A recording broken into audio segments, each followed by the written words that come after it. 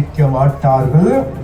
அதனால் தாங்கள் போடுகின்ற தாளத்துக்கு ஏற்ப ஆடுகின்ற மக்கள் என நினைத்து ජනතාව බෙදෙන එක වළක්වලා ජනතාව එකතු වෙන දේශපාලන ආණ්ඩුවක් කරනවා. இலங்கை வரலாற்றிலே நாங்கள் முதல் தடவையாக ஒரு அரசாங்கத்தை அமைத்தோம். தொழில் மையங்களை, கைத்தொழில் மையங்களை அமைக்கின்றோம் உங்களுக்கு தொழில் வாய்ப்புகளை பெற்றுக் கொள்வதற்காக.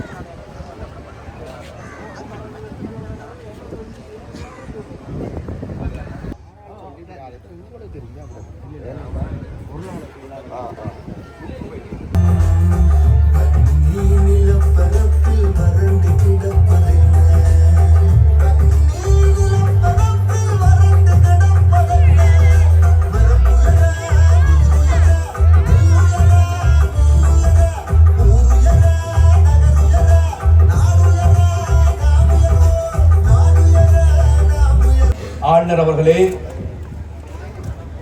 எங்களுடைய மதிப்புக்குரிய அமைச்சர் சந்திரசேகரம் ஐயா அவர்களே, அன்புக்குரிய மக்களே, உங்கள் அனைவருக்கும் மதிய வணக்கம். இன்றைய நாளில் வடமராட்சி மண்ணிலே இந்த உதயசூரியன் விளையாட்டரங்கிலே இன்று கவர்மெண்ட் மத்தியிலே ஒரு வீரம் சரிந்த மண்ணாக மக்கள் போற்றுகின்ற இந்த பிரதேசத்திலே எங்களுடைய ஜனாதிபதி அவர்கள் வந்து உங்களுடன் உரையாற்ற இருக்கின்றார். இது ஒரு வரலாற்று சிறப்புமிக்க ஒரு நிகழ்வாக இடம்பெற இருக்கின்றது. உங்களுக்கு தெரியும், தேசிய மக்கள் சக்தி அரசாங்கமானது ஆட்சி அமைத்து இப்பொழுதுதான் அந்த மக்களுக்கு தெரிகின்றது நாட்டிலே உளவு காலமாக என்ன நடைபெற்றிருக்கின்றன சொல்லி. ஒவ்வொரு விடயங்களும் ஒவ்வொரு அமைச்சுகளில் இருந்தும் ஒவ்வொரு செயலர்களில் இருந்தும் பூதாகரங்கமாக வெளிவந்து கொண்டிருக்கின்றன. மக்கள் தாங்கள் எதிர்பார்த்த ஒரு பெரிய மாற்றம் இந்த நாட்டிலே நிகழ வேண்டும் என்பதற்காக நாட்டிலே ஜனாதிபதிக்கு வாக்களித்தார்கள். அதன் பின்னர் 80,000க்கும் மேற்பட்ட மக்கள் எங்களுக்கு வாக்களித்து இந்த யாழ்ப்பாண மாவட்டத்துக்கு ஒரு கேபினெட் அமைச்சர் உட்பட 3 பாராளுமன்ற உறுப்பினர்களை தந்திருக்கின்றார்கள். அது எங்கள் மீது இந்த மக்கள் வைத்திருக்கின்ற நம்பிக்கையை காட்டுகின்றது. அந்த நம்பிக்கையானது வீண் போகாமல் இருப்பதற்காக நாங்கள் பல்வேறு வேலை திட்டங்களில் ஈடுபட்டுக் கொண்டிருக்கின்றோம். நிச்சயமாக மக்கள் நம்பலாம், இந்த அரசாங்கத்திலே தான் மக்கள் எதிர்பார்க்கின்ற அந்த தீர்வு கிடைக்க வேண்டும், கிடைத்தே ஆக வேண்டும். பல மக்கள் காணிகள் இல்லாமல் இருக்கின்றார்கள், பாதைகள் திறக்கப்பட வேண்டி இருக்கின்றது, கைதிகள் விடுதலை செய்யப்பட வேண்டி இருக்கின்றது. இந்த நாடு நாங்கள் மீட்டு ஒரு அழகான தேசமாக, எல்லா மக்களும் மகிழ்ச்சியாக வாழுகின்ற தேசமாக இந்த நாட்டை நாங்கள் உருவாக்க வேண்டிய தேவை இருக்கின்றது. இந்த வடமராட்சி மண்ணிலே நாங்கள் ஆரம்பத்திலிருந்து இந்த மக்கள் எங்களுக்கு பல்வேறு ஆதரவையும் தங்களுடைய உதவிகளையும் வழங்கிக் கொண்டிருக்கின்றார்கள். எனவே நிச்சயமாக இந்த தேசம் வெகு விரைவிலே முயற்சி பெற்று இந்த மக்கள் அமைதியாக வாழக்கூடிய ஒரு சூழல். கடந்த காலம் நாங்கள் பல்வேறு துன்பங்களை அனுபவித்து வந்தோம்.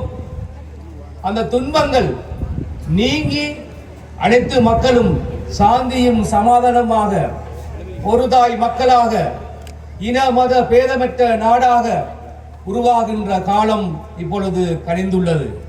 எனவே அன்புக்குரிய மக்களே, இங்கே ஜனாதிபதி இருக்கின்றார், அமைச்சர்கள் இருக்கின்றார்கள், பாராளுமன்ற உறுப்பினர்கள் இருக்கிறார்கள், அதே போன்று அரச உத்தியோகஸ்தர்கள் இருக்கிறார்கள். அவர்களிடம் உங்கள் கோரிக்கைகளை முன்வைத்து இந்த நாட்டினுடைய பிரச்சனையை தீர்த்து நாங்கள் நிச்சயமாக உங்களுடைய ஏக்கங்களையும் கனவுகளையும் வெல்வோம் என்று கூறி இந்த வாய்ப்பு வழங்கிய உங்களுக்கு நன்றி கூறி விடைபெற்றுக் கொள்கின்றேன். நன்றி, வணக்கம். வரவேற்கின்றேன்.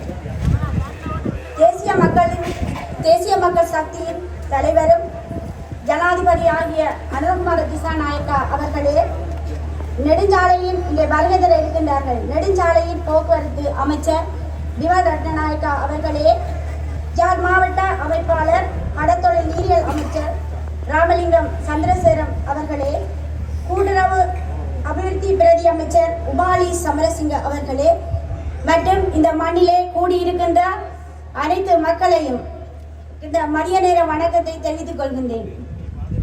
உங்களுக்கு தெரியும், இந்த அரசியல் வரலாற்றிலே எங்களோட சரித்திரத்தை நாங்கள் புரட்டி உற்று நோக்கி பார்க்கும்போது இவ்வளவு காலமும் அந்த எல்லா அரசியல்வாதிகளையும் நீங்கள் எடுத்து பார்த்தீர்கள் என்று சொன்னால் அவர்களுடைய ஆட்சியிலே இன மத மொழி பாகுபென வேறுபாடு எல்லாம் இருக்கும். ஆனால் இந்த ஜனாதிபதி எங்களோட அனுரகுமார திசாநாயக்கா அவர்களுடைய ஆட்சியிலே தான் இன மத மொழி வேறுபாடு இல்லை, அனைவரும் சமம், அனைவரும் சமத்துவம் என்ற ஒரு கொள்கையை இவருடைய ஆட்சியிலே தான் நாங்கள் கண்டிருக்கின்றோம். அந்த வகையிலே அவரை தெரிவு செய்த இந்த மக்கள் அனைவருக்கும் நாங்கள் ஒரு கணம் எங்களுடைய நன்றிகளையும் வாழ்த்துக்களையும் தெரிவித்துக் கொள்கின்றேன். இப்ப உங்களுக்கு தெரியும், எங்களோட அரசியல்வாதிகளை பார்த்தா எல்லாரும் ஆடம்பர வாழ்க்கை, சொகுசு வாழ்க்கை, தங்களுடைய வாழ்க்கையை முன்னேற்றி கொண்டுதான் இருந்தவர்கள். ஆனால் எங்களுடைய இந்த தேசிய மக்கள் சக்தியின் அரசாங்கத்தில் அப்படி இல்லை. அதாவது மக்களுக்காகவே ஒரு மக்களுக்காக வாழ்கின்ற ஒரு மக்கள் தலைவர் இந்த ஜனாதிபதி அவர்கள். அவர்களை தெரிவு செய்தது மக்களாகிய நீங்களும் நாங்களும் தான். அந்த வகையில் இனிவரும் காலங்களில் அதாவது அனைவருக்கும் சமமான உரிமைகள், சமத்துவம் எல்லாம் வழங்கப்படும் என்பதிலே எந்தவித ஐயமும் இல்லை. அடுத்ததாக இப்ப நாங்கள் அவருடைய ஆட்சியை நீங்க எடுத்து பார்த்தீங்கன்னு சொன்னால் இந்த கிளீன் ஸ்ரீலங்கா என்ற வேலை திட்டம் வந்திருக்கிறது. அந்த கிளீன் ஸ்ரீலங்கா வேலை திட்டம் வந்தா என்ன நிறைய பேர் கேட்கிறது என்னன்னு சொன்னா இந்த நாட்டை சுத்தப்படுத்துறது. அப்படி இல்லை, அதாவது அதாவது அடிமட்டத்தில் இருக்கிற மக்களின் வாழ்வாதாரத்தை உயர்த்துறது, அதாவது முன்பள்ளி கல்வியில இருந்து பல்கலைக்கழகம் வரை மக்களின் கல்வி, மாணவர்களின் கல்வி நடவடிக்கைகள், மற்றது அவர்களுடைய உடல் மாற்றத்தில் எல்லா வாழ்க்கையின் எல்லா தேவைகளையும் மாற்றத்தை ஏற்படுத்துகிறதா இந்த கிளீன் ஸ்ரீலங்கா வேலை திட்டம். அடுத்ததாக மக்களின் எல்லாரும் கேட்கினவங்களை என்னன்னு சொன்னா தேசிய மக்கள் சக்தி ஆட்சிக்கு வந்து விட்டது, என்ன அந்த மாற்றம் ஒன்றையும் காணவில்லை என்று. இப்ப மாற்றம் என்றால் உடனடியாக மாற்றத்தை ஏற்படுத்த முடியாது. அதாவது படிப்படியாக ஒரு அரசியல் கட்டமைப்பு, நிர்வாக கட்டமைப்புண்டாகத்தான் இந்த மாற்றத்தை கொண்டு வர முடியும். ஆனால் எங்களுடைய ஜனாதிபதியும் எங்களுடைய அரசாங்கமும் அந்த மாற்றத்தை படிப்படியாக கொண்டு வந்து எதிர்காலத்தில் சமத்துவமான ஒரு இலங்கை நாட்டை கட்டி எழுப்புவார்கள் என்பதில் எந்தவித சந்தேகமும் இல்லை. அந்த வகையில் அடுத்ததாக நீங்கள் இப்ப நடைபெற்ற ஜனாதிபதி தேர்தல் இருந்தாலும் சரி, அடுத்ததாக பாராளுமன்ற தேர்தலுக்கு எல்லா தேர்தலிலேயும் எல்லா மக்களும் அதாவது இன மத வேறுபாடு இல்லாமல் நாம் அனைவரும் இலங்கை மக்கள் என்ற அடிப்படையில தான் இந்த தலைவரை நாங்கள் தெரிவு செய்திருக்கின்றோம். அது மாதிரி இனி வரப்போகின்ற தேர்தல் அதாவது உள்ளூராட்சி சபை தேர்தல், ஆசிரியர்களுக்கான EDCS தேர்தல் நடக்க போது அந்த தேர்தல்களுக்கும் மக்களாகிய நீங்கள் ஒட்டு மொத்தமாக வாக்களித்து எங்களுடைய தேசிய மக்கள் சக்தியை கட்டி எழுப்புவீர்கள் என்பது எங்களுக்கு தெரிகின்றது. ஏனென்றால் இப்ப இலங்கையில எத்தனையோ 25 மாவட்டங்கள் இருக்குது, கிராமங்கள் இருக்குது. ஆனால் எங்களோட ஜனாதிபதி எடுத்த நான் ஒவ்வொரு மீட்டிங்குக்கு போகலையும் அவர் அந்த எந்த ஒரு தேவையை எல்லா மக்களுக்கு ஒதுக்குகிறார் என்று சொன்னாலும் அந்த தமிழ் மக்களை அவர் அதிகமாக நேசிக்கிறார். அதுல யாழ்ப்பாண மக்களை அதிகமாக நேசிக்கின்ற ஒரு மனிதர். இப்ப இந்த வல்வர் மண்ணிலே முதலாக இந்த ஜனாதிபதி வாரார் என்றால் அவர் இந்த தமிழ் மக்களை அதிகமாக நேசிக்கின்றார் என்றுதான் உங்களை எல்லாருக்கும் தெரியும். அந்த வகையில இந்த இடத்துல எங்களோட அதிமுக ஜனாதிபதி அவர்களை நீங்கள் அழைத்து இந்த இடத்துல இந்த மலைவாழ் மக்களுக்கும் வடமராட்சி மக்களுக்கும் நன்றியை கூறி இந்த சந்தர்ப்பத்தை வழங்கிய தேசிய மக்கள் சக்திக்கு எனது நன்றியை கூறி விடைபெறுகின்றேன். நன்றி.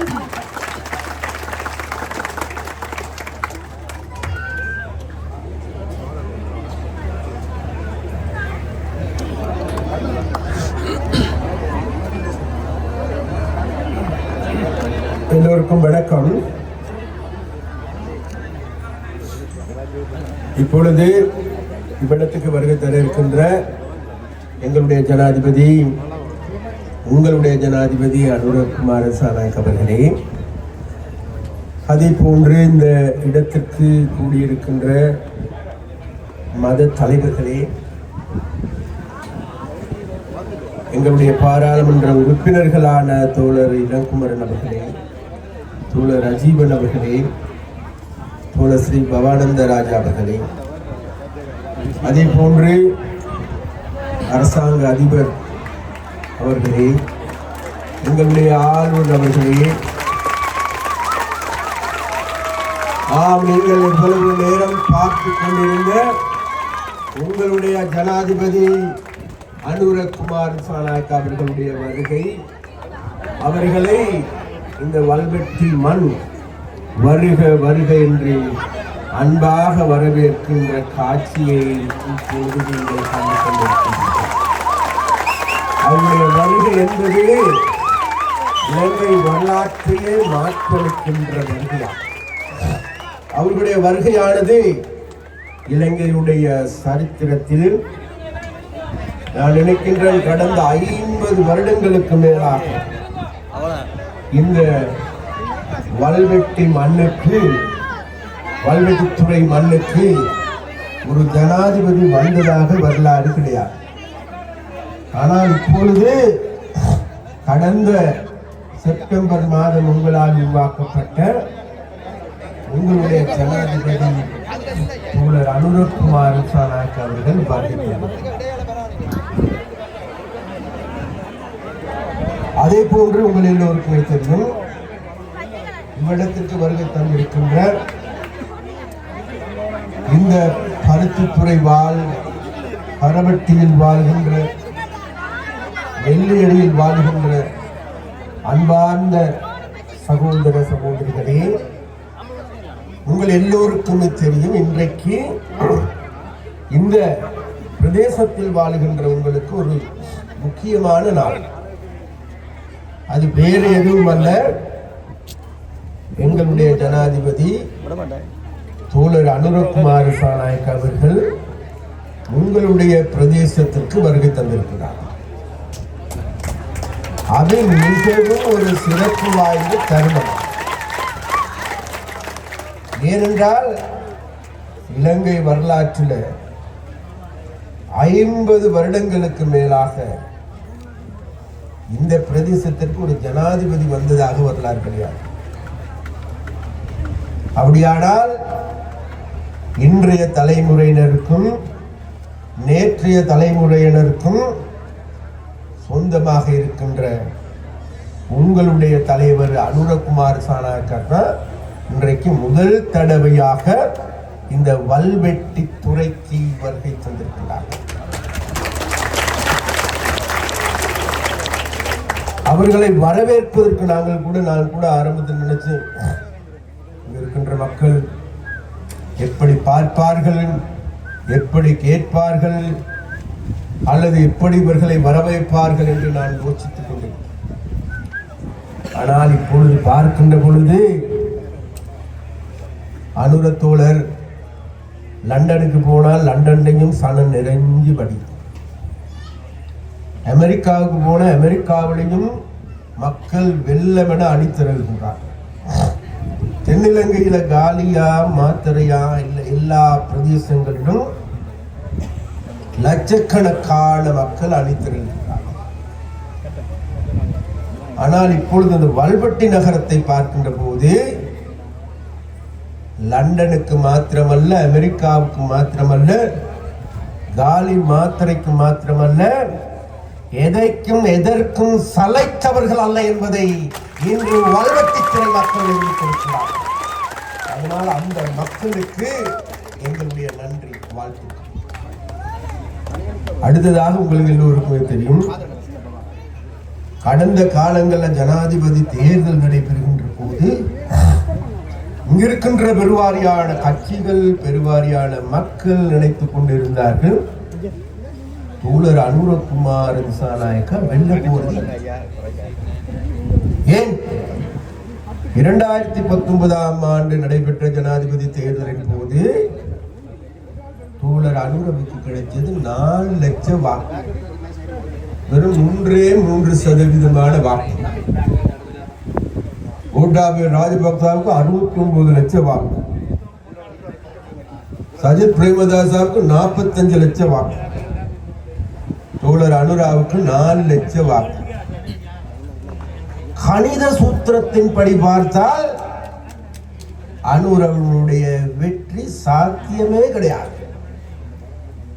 ஆனா எல்லாருக்கும் தெரியும், கணித சூத்திரம் அல்ல, சமூக விஞ்ஞானத்தின் படி இதை இவ்வாறான மாற்றங்கள் என்பது ஒரு நொடியில் வேகமாக மிக பாய்ச்சலாக மாறும் என்பதையே அனுரவுடைய வெற்றி குறிப்பிட்டு காட்டும்.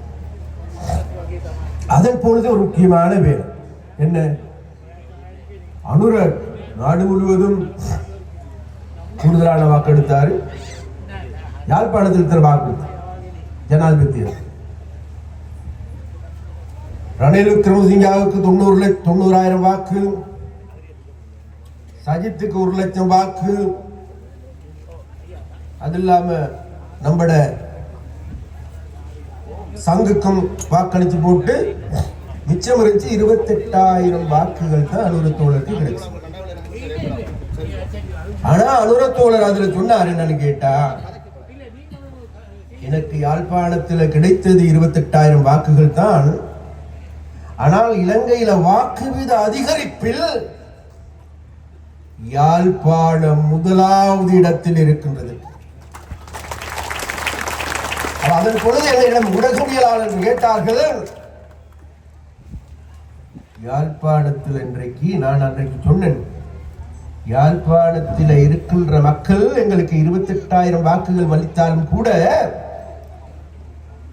வாக்கு வீத அதிகரிப்பில் முதலாவது ஸ்தானத்துக்கு உயர்த்தி வைத்திருக்கின்றார்கள். அதனால் எங்களுக்கு திடமான நம்பிக்கை இருக்கின்றது, எதிர்வரும் பொது தேர்தலில் யாழ்ப்பாணத்தில் முதன்மையான கட்சியாக மாற்றி அமைப்பார்கள் என்கின்ற நம்பிக்கை எனக்கு இருக்கின்றது என்று நான் தெரிவித்தேன். அதன் பிறகு பொது தேர்தல் முடிந்த பிறகு இன்றைக்கு உங்களுக்கு எல்லோருக்குமே தெரியும், யாழ்ப்பாணத்தில் வாழ்கின்ற மக்கள் இது நாள் வரைக்கும் யாராலும் நினைத்து பார்க்க முடியாது, அசைக்க முடியாது என நினைத்துக் கொண்டிருந்த நாங்கள் தமிழ் தேசியம், அந்த தேசியம், இந்த தேசியத்துக்கு தப்பால் ஏனைய கட்சிகளுக்கு மக்கள் வாக்களிக்க மாட்டார்கள், அதனால் தாங்கள் போடுகின்ற தாளத்துக்கு ஏற்ப ஆடுகின்ற மக்கள் என நினைத்துக் கொண்டிருந்தார்கள். அந்த வேளையில் தான் ஜனாதிபதி தேர்தலுக்கு முன்பு அனுர தோழர் யாழ்ப்பாணத்துக்கு வருகின்றார். யாழ்ப்பாணத்தில் வீரசிங்க மண்டபத்தில் ஒரு கூட்டம் நடந்தது. கூட்டம் நடக்கிறதுக்கு முன்னுக்கு இருக்கின்ற இந்த ஊடகங்கள் எல்லாம் சொன்னார்கள், இந்த முறை அனுர தோழர் வாரார், அனுர தோழர் இந்த ஜனாதிபதி தேர்தலில் நிற்க போகின்றார், அப்படியாக இருந்தால் அவர் 13க்கு என்ன சொல்ல போகின்றார், பெடரலுக்கு என்ன சொல்ல போகின்றார், அல்லது மாகாண சபைக்கு என்ன சொல்ல போகின்றார் என்ற கேள்வியை நாங்கள் இந்த வீரசிங்க மண்டபத்தில் இருந்து அனுருடைய உரையின் மூலமாக கேட்கின்றோம் என்று கேட்டார். ஆனா அனுர தோழர் இறங்கினார். இறங்கிட்டு சொன்னார், அவருடைய உரையின் பொழுது இன்னைக்கும் எனக்கு ஞாபகம் இருக்கு, நான் யாழ்ப்பாணத்திற்கு வந்தது, யாழ்ப்பாணத்தில் இருக்கின்ற மக்களிடம் வாக்கு கேட்பது 13 தருவதற்கும், பெடரல் தருவதற்கும், மாகாண சபையை தருவதற்கும் அல்ல, அதற்கு பதிலாக இங்கிருக்கின்ற மக்களோடு எங்களுக்கு ஒரு நீண்ட நெடிய கொடுக்கல் வாங்கல் உண்டு. அதுதான் இன்றைக்கு இந்த சமூகமே பீடித்திருக்கின்ற சமூக பிணியில் இருந்து, இந்த சமூக சீர்கேட்டில் இருந்து, இந்த போதை பொருளில் இருந்து, வாழ்வற்ற கும்பலில் இருந்து இன்றைக்கு பிறக்கின்ற பிள்ளை அல்ல, கருப்பையில் வளர்கின்ற பிள்ளையும் கூட 15 லட்சம் ரூபாய் கடனாளியாகப்பட்டது. 2021 ஆண்டு சிறுவர் பாதுகாப்பு அதிகார சபை சொல்லுகின்றது 3667 குழந்தைகள், 10 வயசுக்கு குறைவான குழந்தைகள் பாலியல் துஷ்பிரயோகத்திற்குள்ளாக்கப்பட்டிருக்கின்றார்கள். ஒரு நாள் யாழ்ப்பாணத்தில் இந்த கதையை நான் சொல்லிக் கொண்டிருக்கேன். ஒரு 9 பேர் இருந்தாங்க கூட்டத்தில். பெண்கள் தான் கூடுதலாக இருந்தார். அந்த பெண்கள் இருந்த கூட்டத்தில் சொல்லிக் கொண்டிருந்த பொழுது ஒரு சில பெண்கள் அழுதாங்க. நான் கேட்டேன், ஏமா அழுறீங்க? ஐயா, நீங்க சொல்றது உண்மை, ஆனா அது அல்ல உண்மையான விடயம். நீங்க சொல்வதை விட 5 மடங்குக்கு அதிகம்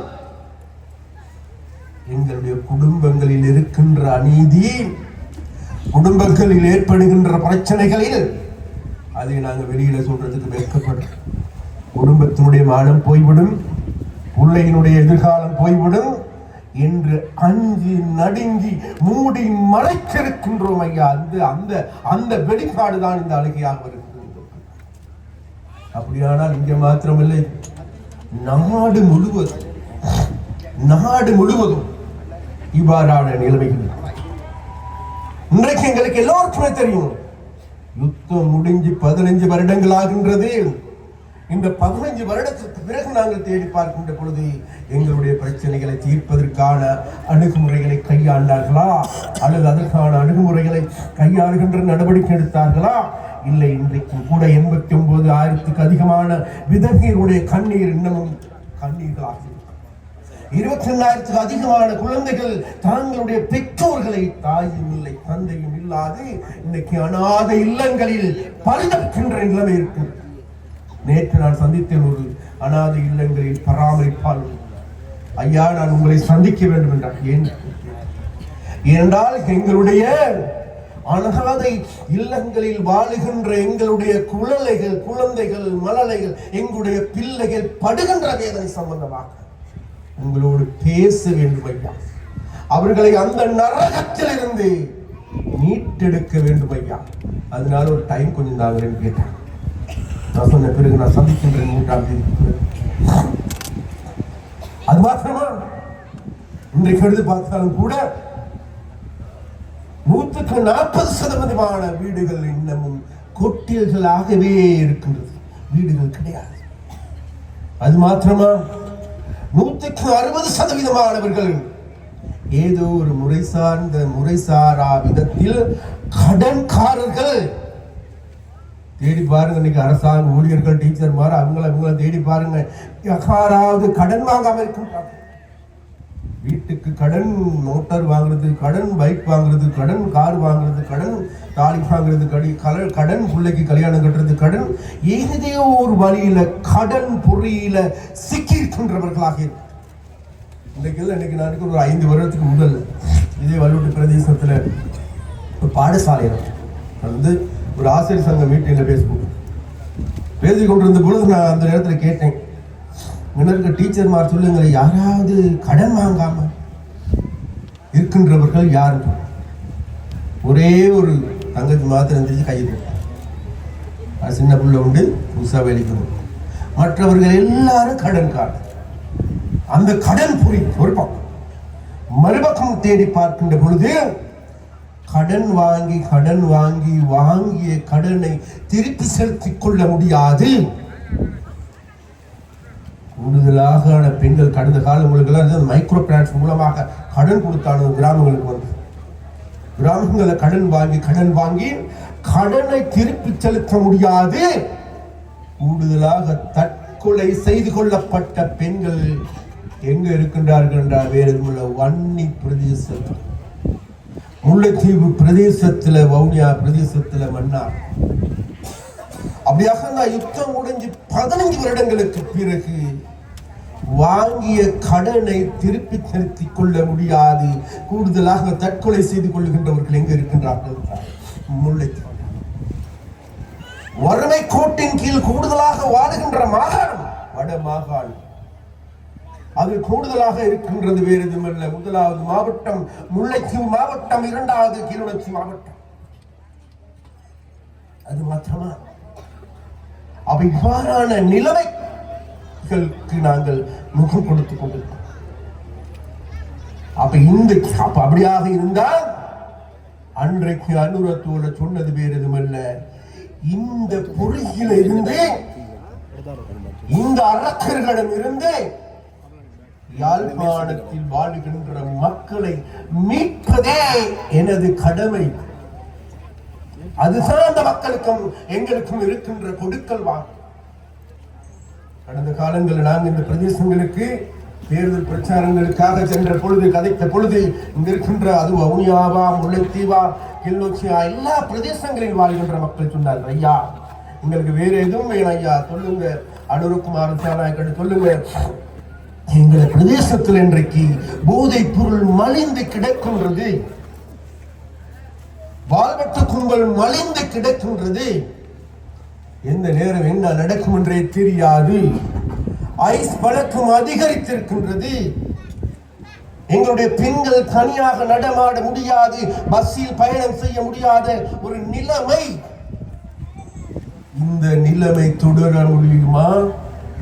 இந்த நிலைமை தொடரக்கூடாது. அதனால் இதிலிருந்து எங்களை மீட்டெடுத்துதான்.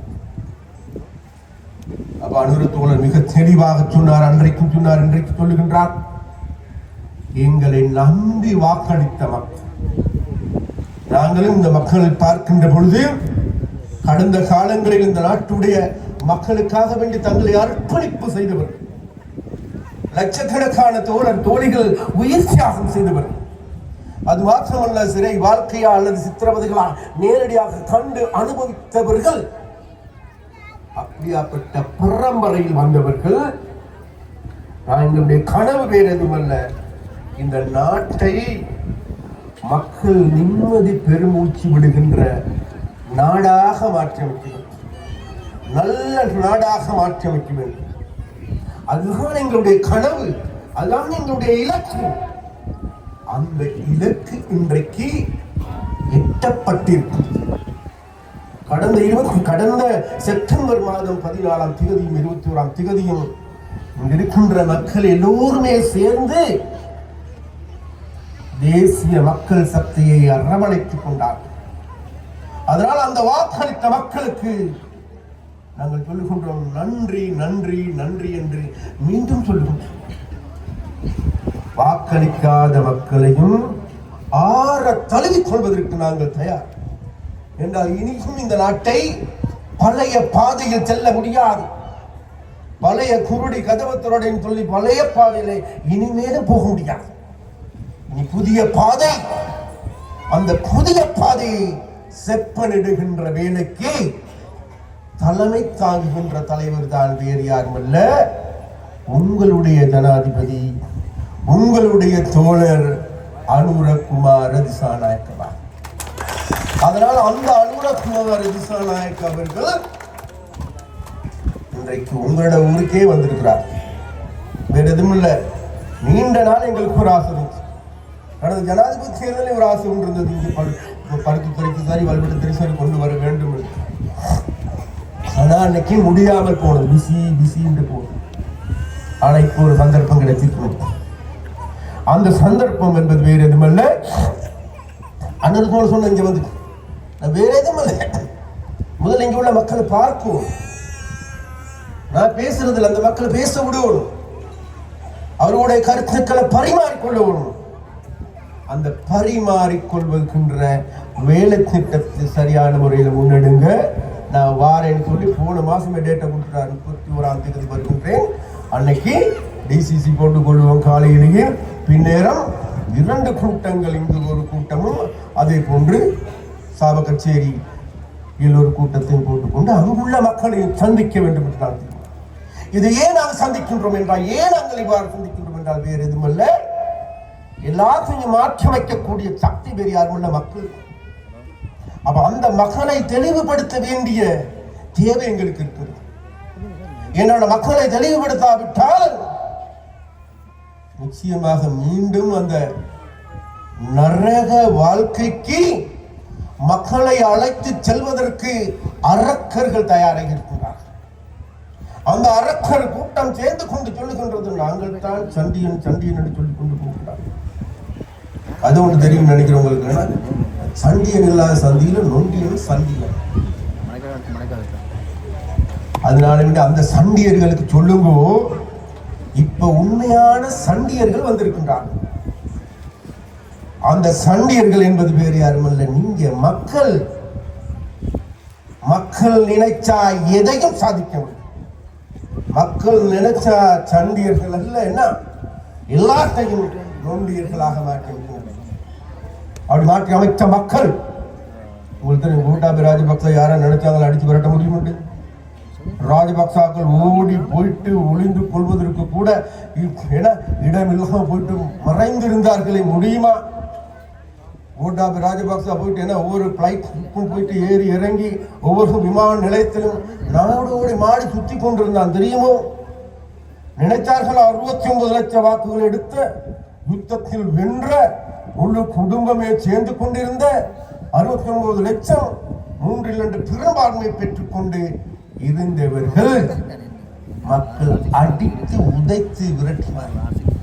அதனால இனி சண்டியர்களுக்கு சொல்லுங்க, சண்டியர்கள் முடிஞ்சு காலம், இனி மக்களுடைய காலம்.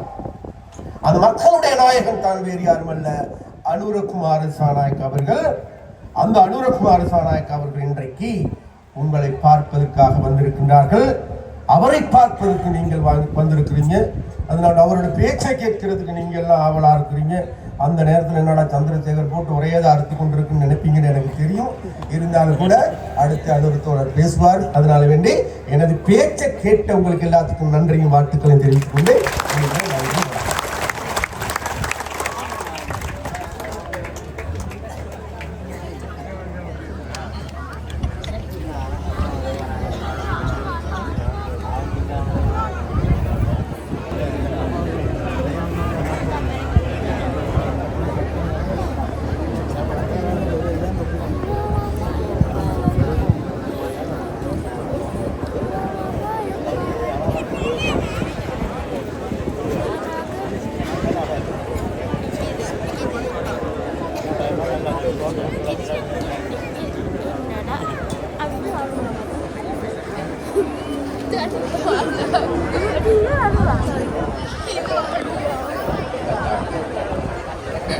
அனைவருக்கும் வணக்கம். இந்த நேரத்திலே இந்த வெல்வெட்டுத்துறை பகுதியிலே இந்த ஒன்று கூடல் நிகழ்ச்சியிலே கலந்து கொண்டிருக்கும் அனைத்து அன்பார்ந்த தாய்மார்களே, தந்தையர்களே, சகோதர சகோதரிகளே, அடுத்ததாக உங்கள் முன் இந்த மாபெரும் இந்த ஒன்று கூடலாக இருந்தாலும் எங்களுக்கு தெரிகின்றது, நிறைய சனம் இங்கு வளைந்து நிரம்பி இருக்கின்றார்கள். ஆகவே உங்கள் முன் உரையாற்றுவதற்காக எமது அரசாங்கத்தின் நெடுஞ்சாலைகள் மற்றும் போக்குவரத்து கௌரவ அமைச்சர் அன்பார்ந்த விமல் ரத்நாயக்க தோழர் அவர்களை அழைக்கின்றேன் உங்கள் முன் உரையாற்றுவதற்காக.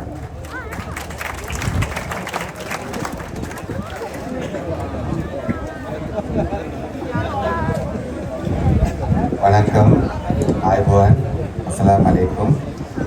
ඔබ සෝදනාම මුණ ගැනීමට ලැබීම ඉතාමත්ම සතුටක්. வணக்கம், ஆய்புவான், அஸ்ஸலாமு அலைக்கும் என்று கூறிக்கொண்டு உங்கள் அனைவரையும் சந்திக்க இந்த சந்தர்ப்பம் ஏற்பட்ட தொடர்பாக அவர் மிகவும் மகிழ்ச்சி அடைவதாக கூறுகின்றார். අපි හිතනවා අද ලංකාවේ මිනිස්සු වැල්වැටතුරේදී අලුත් ඉතිහාසයක් ලියන්න පටන් ගන්නවා. இன்று இலங்கை வரலாற்றிலே இந்த வெல்வெட்டித்துறை மக்கள் புதிய ஒரு அத்தியாயத்தை எழுதுவதற்கு ஆரம்பித்திருக்கின்றார்கள். ඒ නිසා අන්නේ අලුත් ඉතිහාසය ලියන්න එකතු වෙච්ච ඔබ සෝදනාගෙන්ම මුලින්ම අවසර ඉල්ලා සිටිනවා. அந்த புதிய அத்தியாயத்தை வரலாற்றை எழுதுவதற்கு இங்கு வருகை தந்திருக்கும் உங்கள் அனைவரிடமும் அனைவருக்கும் வணக்கம் என்று கூறுகின்றார். ඒ වගේම ඔබතුමාලාගේ මුළු රටේ ආදරය දිනාගෙන තිබෙන ආදරණීය අනුර කුමාර දිසානායක සහෝදරයාගෙනුත් ඒ වගේම අපේ රාමලිංගම් චන්ද්‍රසේකර සහෝදරයා ඇතුළු සියලුම නායකයන්ගෙනුත් අපේ ගෞරවනීය ආගමික නායකයන්ගෙනුත් සියලු දෙනාගේම අවසරයි.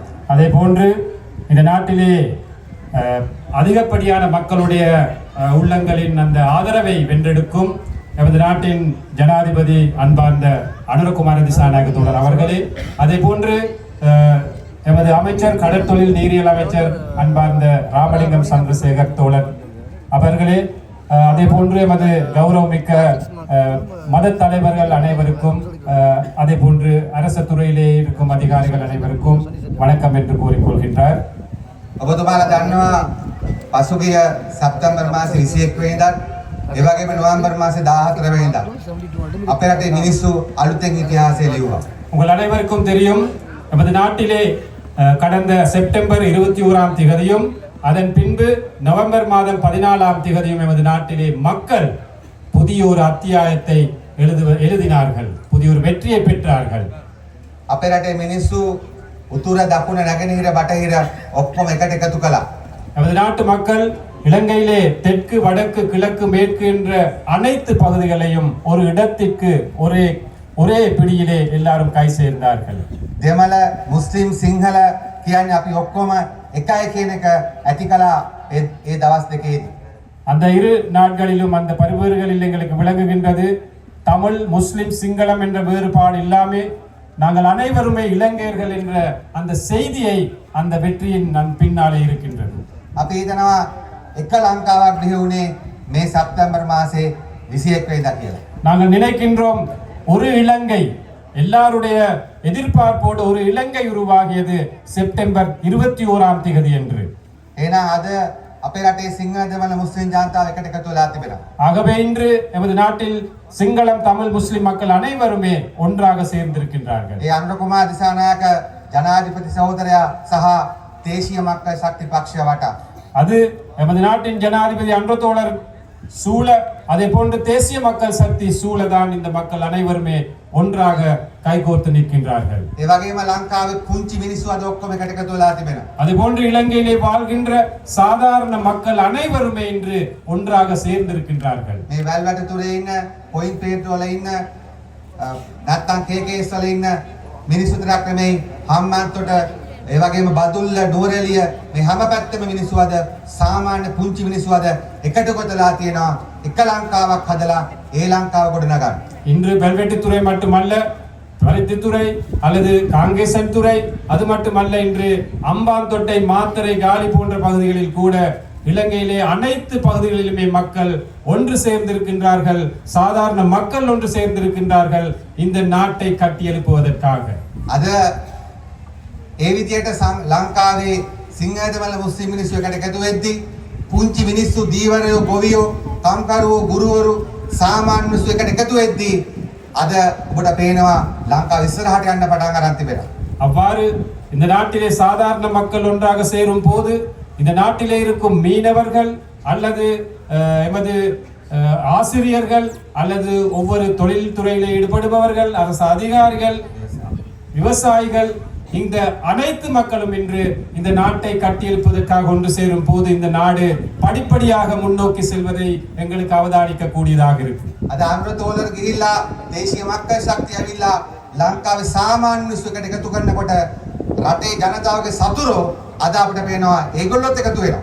இவ்வாறு சாதாரண மக்கள் ஒன்றாக சேரும் போது அனுரகுமார திசாநாயக்க தோழர் உள்ளிட்ட அனைவரும் ஒவ்வொரு இடங்களிலே போய் மக்களை ஒன்று சேர்க்கும் போது இன்று எமக்கு எதிரானவர்களும் இன்று ஒன்று சேர்வதை எங்களுக்கு காணக்கூடியதாக இருக்கு. අපි දකිනවා දැන් මේ ඊයේ පෙරේද ඉඳලා සජිත් ප්‍රේමදාසලා, රනිල් වික්‍රමසිංහලා, මහින්ද රාජපක්ෂලා, රවි කරුණානායකලා, විමල් වීරවංශලා, මනෝ ගණේශන්ලා ඔක්කොම එකට එකතු වෙලා තිබෙනවා. இன்று நாங்கள் அவதானிக்கின்றோம், அண்மையில் இருந்து மஹிந்த ராஜபக்ச அவர்கள் அல்லது சஜித் பிரேமதாஸ் அவர்கள், அதே போன்று ரவி கருணாநாயக்க போன்றவர்கள், அதே போன்று மைத்ரிபால சிறிசேன போன்றவர்கள் இவ்வாறு பல்வேறுபட்டு எதிரிகளாக வேறுபட்டு இருந்தவர்கள் இன்று எமக்கு எதிராக ஒன்றாக சேருவதை நாங்கள் காணக்கூடியதாக இருக்கின்றோம். එන ඔබතුමාට පේනවාද පුංචි මිනිස්සු සාමාන්‍ය මිනිස්සු එකට එකතු වෙනකොට ඒගොල්ලන්ගේ හතුරොත් එක කඳුරකට එකතු වෙනවා. அதனால் உங்களுக்கு தெரிகின்றதா, நாங்கள் சாதாரண மக்கள் எந்த வேறுபாடும் இன்றி நாங்கள் ஒன்றிணையும் போது எதிரிகளும் இன்று எமக்கு எதிரானவர்களும் ஒன்று சேர்வதை உங்களுக்கு காண முடிகின்றதா? ඔබතුමා දන්නවා රනිල් මෙහියවිලා ඡන්ද ඉල්ලුවේ මහින්දට විරුද්ධව. உங்களுக்கு தெரியும் ரணில் விக்ரமசிங்க இன்று உங்களிடமிருந்து அந்த ஜனாதிபதி தேர்தலிலே வாக்கு கேட்டது மஹிந்த ராஜபக்சக்கு எதிராக. සජිත් ප්‍රේමදාසයි සුමන්දිරන් මන්ත්‍රීතුමයි තමිල්දර්සු කච්චි මෙහියවිලා ඡන්ද ඉල්ලුවේ මහින්දට විරුද්ධව. சஜித் பிரேமதாச அதாவது சுமந்திரம் அந்த எம்பி அவர்களை வைத்துக் கொண்டு இங்கு வந்து வாக்கு கேட்டது ராஜபக்சக்கு அல்லது ரணிலுக்கு எதிராக. ඔබතුමාලා දකින්න මේ දවස්වල මොකද්ද?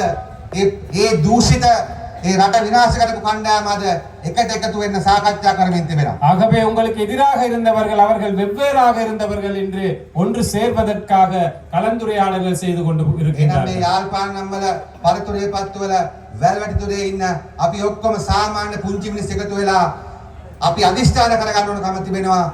මේ රටේ ජනතාව සැප්තැම්බර් 14 වෙනිදා නොවැම්බර් 21 වෙනිදා සැප්තැම්බර් 21 වෙනිදා නොවැම්බර් 14 වෙනිදා මේ රටේ නිර්මාණය කරපු මේ ජාතික සමගියේ සමානයන්ගේ ආණ්ඩුව සමාන මිනිසුන්ගේ ආණ්ඩුව මේ ජන සතුරන්ගෙන් බේරගෙන අපේ රට හදනකම් අපි එකට සටන් කරමු එකට ඉස්සරහට යමු කියලා ආරාධනා කරමින් මම සමුගන්නවා. ඔබ සූදනාටම ස්තුතියි. அதே போன்று இங்கு வருகை தந்திருக்கும் இன்று ஒன்று சேர்ந்திருக்கும் இந்த சாதாரண மக்கள் நாங்கள் அனைவருமே நினைத்துக் கொள்ள வேண்டும், அதாவது எங்களுடைய இந்த வெற்றியை தடுப்பதற்காக முறிப்பதற்காக இந்த எதிரிகள் இந்த நாட்டை அழித்தவர்கள் ஒன்று சேரும் போது அவர்களுக்கு எதிராக நாங்கள் அனைவருமே கைகோர்த்து ஒன்றாக நின்று இந்த மக்கள் ஆட்சியை பாதுகாக்க வேண்டும் என்ற அந்த தேவையை பூர்த்தி செய்து கொள்ள வேண்டும் என்ற அந்த கோரிக்கையை விடுப்பதுடன் எமது விமல் தோழருடைய உரையை முடித்துக் கொள்கின்றார்.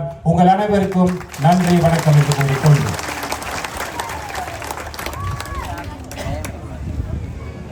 அடுத்ததாக இந்த ஒன்று கூடலிலே உங்களுடைய எதிர்பார்ப்பான இந்த நாட்டு மக்களுடைய எதிர்பார்ப்பான இந்த நாட்டிலே மக்கள் தலைவனான தேசிய மக்கள் சக்தியின் தலைவர், அதே போன்று இந்த நாட்டிலே உங்கள் அனைவருடைய உள்ளங்களையும் கவர்ந்த ஜனாதிபதி அன்பார்ந்த அனுர தோழர் அவர்களை அழைக்கின்றேன் உங்கள் உரையாற்றுவதற்காக.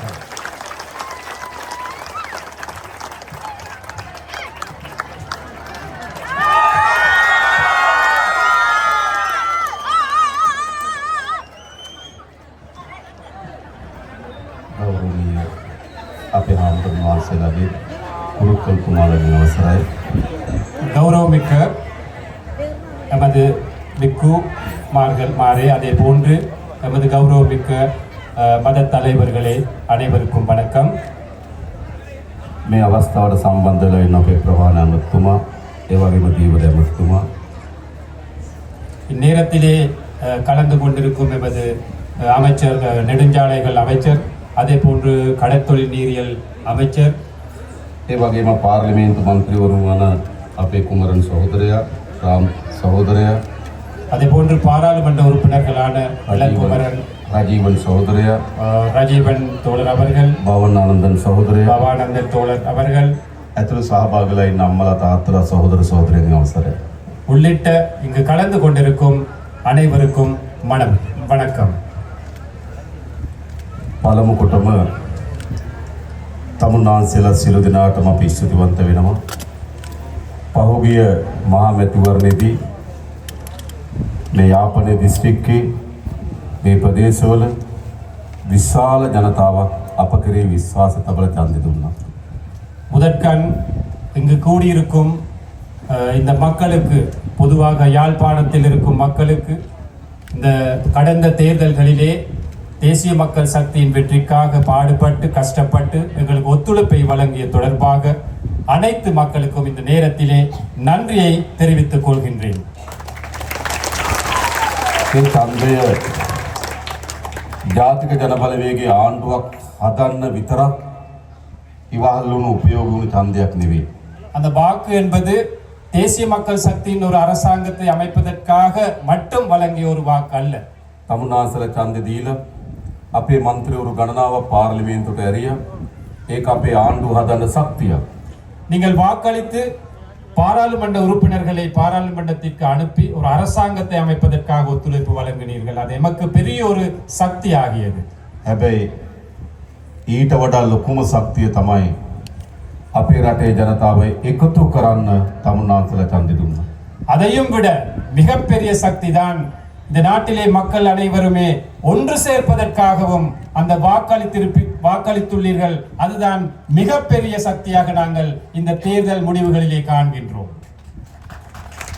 ලංකාවේ පළමු වතාවට ආණ්ඩුවක් හැදුනා. උතුරේ ජනතාවද, දකුණේ ජනතාවද, නැගෙනහිර ජනතාවද, කඳුකරේ ජනතාවද සියලු ජනතාවගේ விசுவாசை தினாகத்து ஆண்டுவோம். இலங்கையிலே முதற் தடவையாக ஒரு அரசாங்கம் அமைக்கப்பட்டது.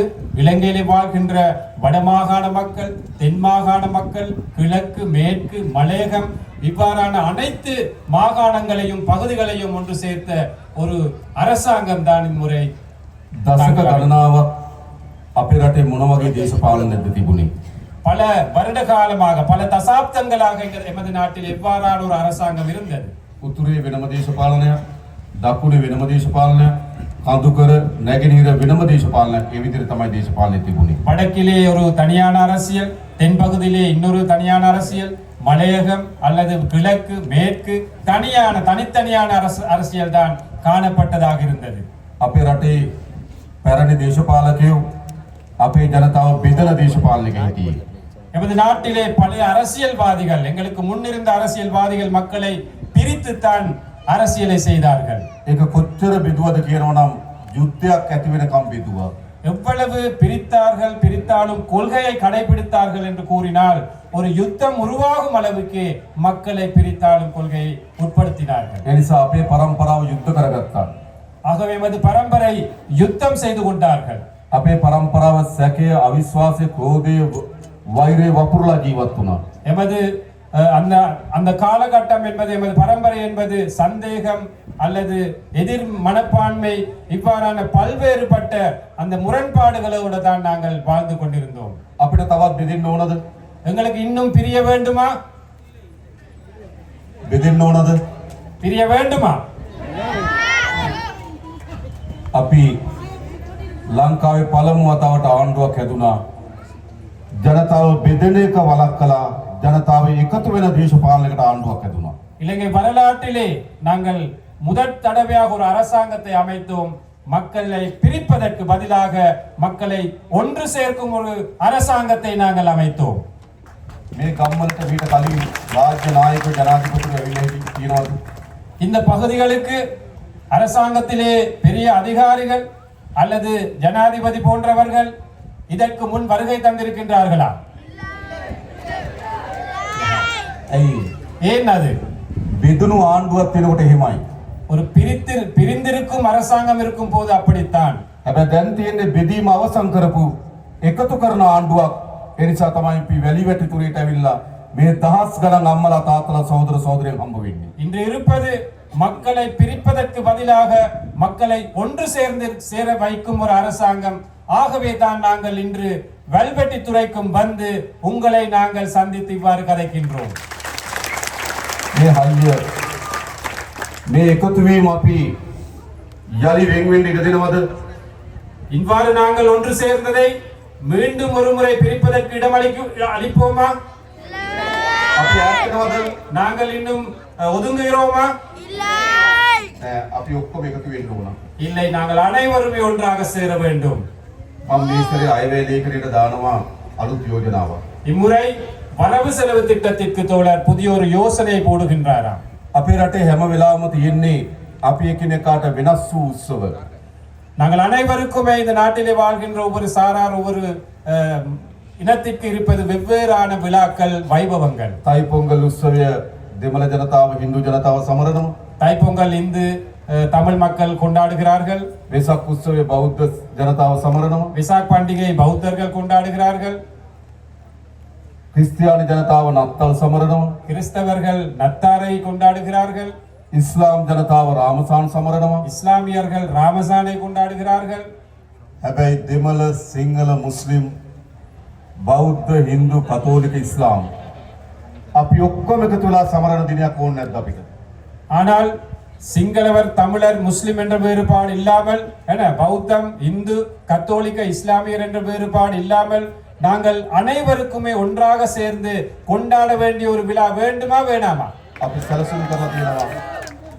අපි සැලසුම් කරලා තියෙන ඔක්තෝබර් මාසේ මේ සියලු ජන ප්‍රජාවන්ගේ සංස්කෘතීන් ආහාර රටා ජීවන රටාව ඒ වගේම අඳින පළඳින රටා මේ ඔක්කොම එකට එකතු කරලා සංගීතය නාට්‍ය කවි මේ ඔක්කොම එකතු කරලා ජාතියේ මහා මංගල්‍ය අපි ලෑස්ති කරලා තිබෙනවා. ஆகவே இந்த நாட்டிலே இருக்கும் அனைத்து மக்களுடைய ஒன்று சேர்வினால் அக்டோபர் மாதத்திலே அதாவது இந்த நாட்டில் அனைத்து மக்களுடைய கலாச்சாரம் பண்பாடு பழக்க வழக்கங்கள் உடை அலங்காரங்கள் அல்லது உணவுப் பொருள் தயாரிப்பு உணவு கலாச்சாரம் இவை அனைத்தையுமே ஒன்று சேர்த்த ஒரு விழாவை நடத்துவதற்காக நாங்கள் திட்டமிட்டு இருக்கின்றோம். අපි ඈත්ලා හිටියට අපේ දරුවන්ට ඈත්ලා ඉන්න දෙන්න ඕනේ නැහැ. நாங்கள் கடந்த காலங்களிலே பிரிந்திருந்தாலும் எமது பிள்ளைகளுக்கு அந்த பிரிப்பதற்கான சூழலை நாங்கள் உருவாக்க கூடாது. අපේ පරම්පරාව යුද්ධ කරගත්තට අපේ දරුවන්ගේ පරම්පරාවට යුද්ධ කරගන්න ඉඩ දෙන්නේ නැහැ. எமது பரம்பரை யுத்தம் செய்தாலும் எமது பிள்ளைகளுக்கு ஒரு யுத்தத்தை ஏற்படுத்த நாங்கள் கூடாது. උතුරේ දකුණ නැගෙනහිර සියලු දරුවන් එකට එකතු වෙන රාජ්‍යයක් බවට මේ රාජ්‍ය අපි පත් කරනවා. வடக்கு தெற்கு கிழக்கு மேற்கு என்ற அனைத்து பகுதிகளிலுமே உள்ள பிள்ளைகளை ஒன்று சேர்க்கும் ஒரு தேசிய விழாவாக நாங்கள் தேசிய அரசாங்கத்தின் முடிவுகளாக இதை நாங்கள் முன்னெடுப்போம். ලංකාවේ පළමු වතාවට ආණ්ඩුවක් හැදුනා පොඩි මිනිස්සුන්ගේ ආණ්ඩුවක්. இலங்கை வரலாற்றிலே முதல் தடவையாக சாதாரண மக்களுடைய ஒரு அரசாங்கம் அமைக்கப்பட்டிருக்கின்றது. එහෙම නෙවෙයිද? அப்படி இல்லையா? මීට කලින් ආණ්ඩුව හැදුනේ ලොකු පවුල් වලින්. இதற்கு முன் அரசாங்கங்கள் அமைந்தது பெரிய பணக்கார வர்க்கத்தின் அந்த தேவைக்கேற்ப அவர்கள் தான் தலைவர்கள். තාත්තා අගමැති, අම්මා අගමැති, දුව ජනාධිපති. அப்பா பிரதமர், அம்மா பிரதமர், மகள் ஜனாதிபதி. එහෙමනේ. அப்படித்தானே? අයියා ජනාධිපති, මල්ලි ජනාධිපති. அண்ணாவும் ஜனாதிபதி, தம்பியும் ஜனாதிபதி. මාමා ජනාධිපති, බෑනත් ජනාධිපති. மாமா ஜனாதிபதி, மருமகன் ஜனாதிபதி. පහුගිය ජනාධිපති ඡන්දෙදි උත්සාහ කරා ජනාධිපතිවරුන්ගේ දරුවෝ දෙන්නෙකුත් ජනාධිපති වෙන්න. கடந்த ஜனாதிபதி தேர்தலிலே உங்களுக்கு தெரியும் 2 ஜனாதிபதிமார்களுடைய மகன்மார்களும் ஜனாதிபதி அந்த தேர்தலிலே போட்டியிட்டார்கள். එහෙමනේ. அப்படித்தானே? ඒකට බලය තිබ්බේ කාගාවද? அப்படி என்றால் அதிகாரம் யாண்ட கையில இருந்தது? උඩ ඉන්න පවුල් ගාව තමයි බලය அந்த තිබ්බේ. மேல் மட்டத்திலே இருந்த ஒரு வர்க்கத்தின் கையில தான் அதிகாரம் இருந்தது. හැබැයි මේ රටේ ජනතාව ஆனால் இந்த நாட்டிலே மக்கள் පහුගිය ජනාධිපති ඡන්දෙදි තීන්දුවක් ගත්තා. கடந்த ஜனாதிபதி தேர்தலில் ஒரு முடிவெடுத்தார்கள்.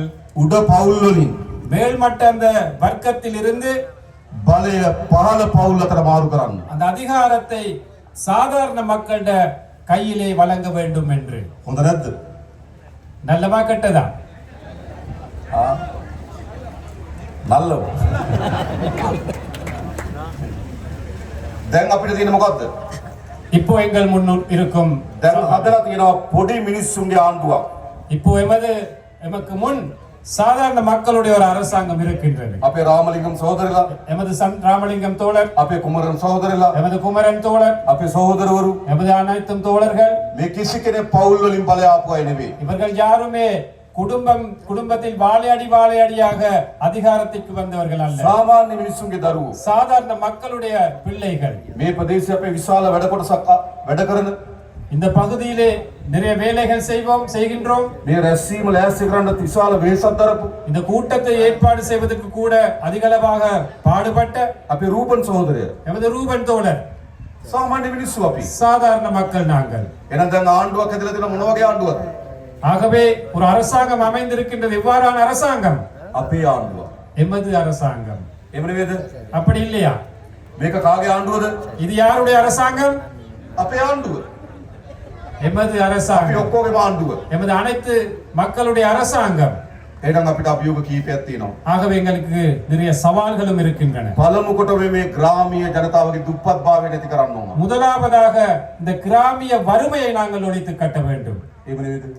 அப்படித்தானே? හොඳ නිවහසක් නැහැ. சிறப்பான ஒரு வீடு இல்லை, ආදාය මාර්ග නැහැ. வருமான வழி இல்லை, පානීය ජලය නැහැ. குடிநீர் இல்லை, ගමට එන්න හොඳ පාරක් නැහැ. வீட்டுக்கு வர்றதுக்கான கிராமத்துக்கு வர்றதுக்கான දරුවන්ට பாதை ගන්න இல்லை, හොඳ පාසලක් නැහැ. பிள்ளைக்கு நல்ல ஒரு ஸ்கூல் இல்லை, දීවර රස්සාව කරන්න විදියක් නැහැ. மீன்பிடி கடற்தொழில் செய்ய முடியவில்லை. විශාල බැටකන ජනතාවක්. எந்த பக்கத்திலும் நமக்கு கஷ்டங்களே இருக்கின்றன. අපේ ආණ්ඩුව எமது அரசாங்கம், අපි ඔක්කොම එකතු වෙලා හදාගත්තු ආණ්ඩුව. நாங்கள் அனைவருமே ஒன்று சேர்ந்து அமைத்த அரசாங்கம் ක්‍රමානුකූලව පියවරෙන් පියවර படிப்படியாக මේ ප්‍රශ්න ඔක්කොම විසඳන්න ලෑස්ති අපි. இந்த அனைத்து பிரச்சனைகளும் தீர்க்க தயாராக இருக்கின்றோம். හොඳද? நல்லவா? අපි ඉස්සරලම මේ අස්වැසුම දෙන ජනතාවගේ දීමනාව අපි වැඩි කරා.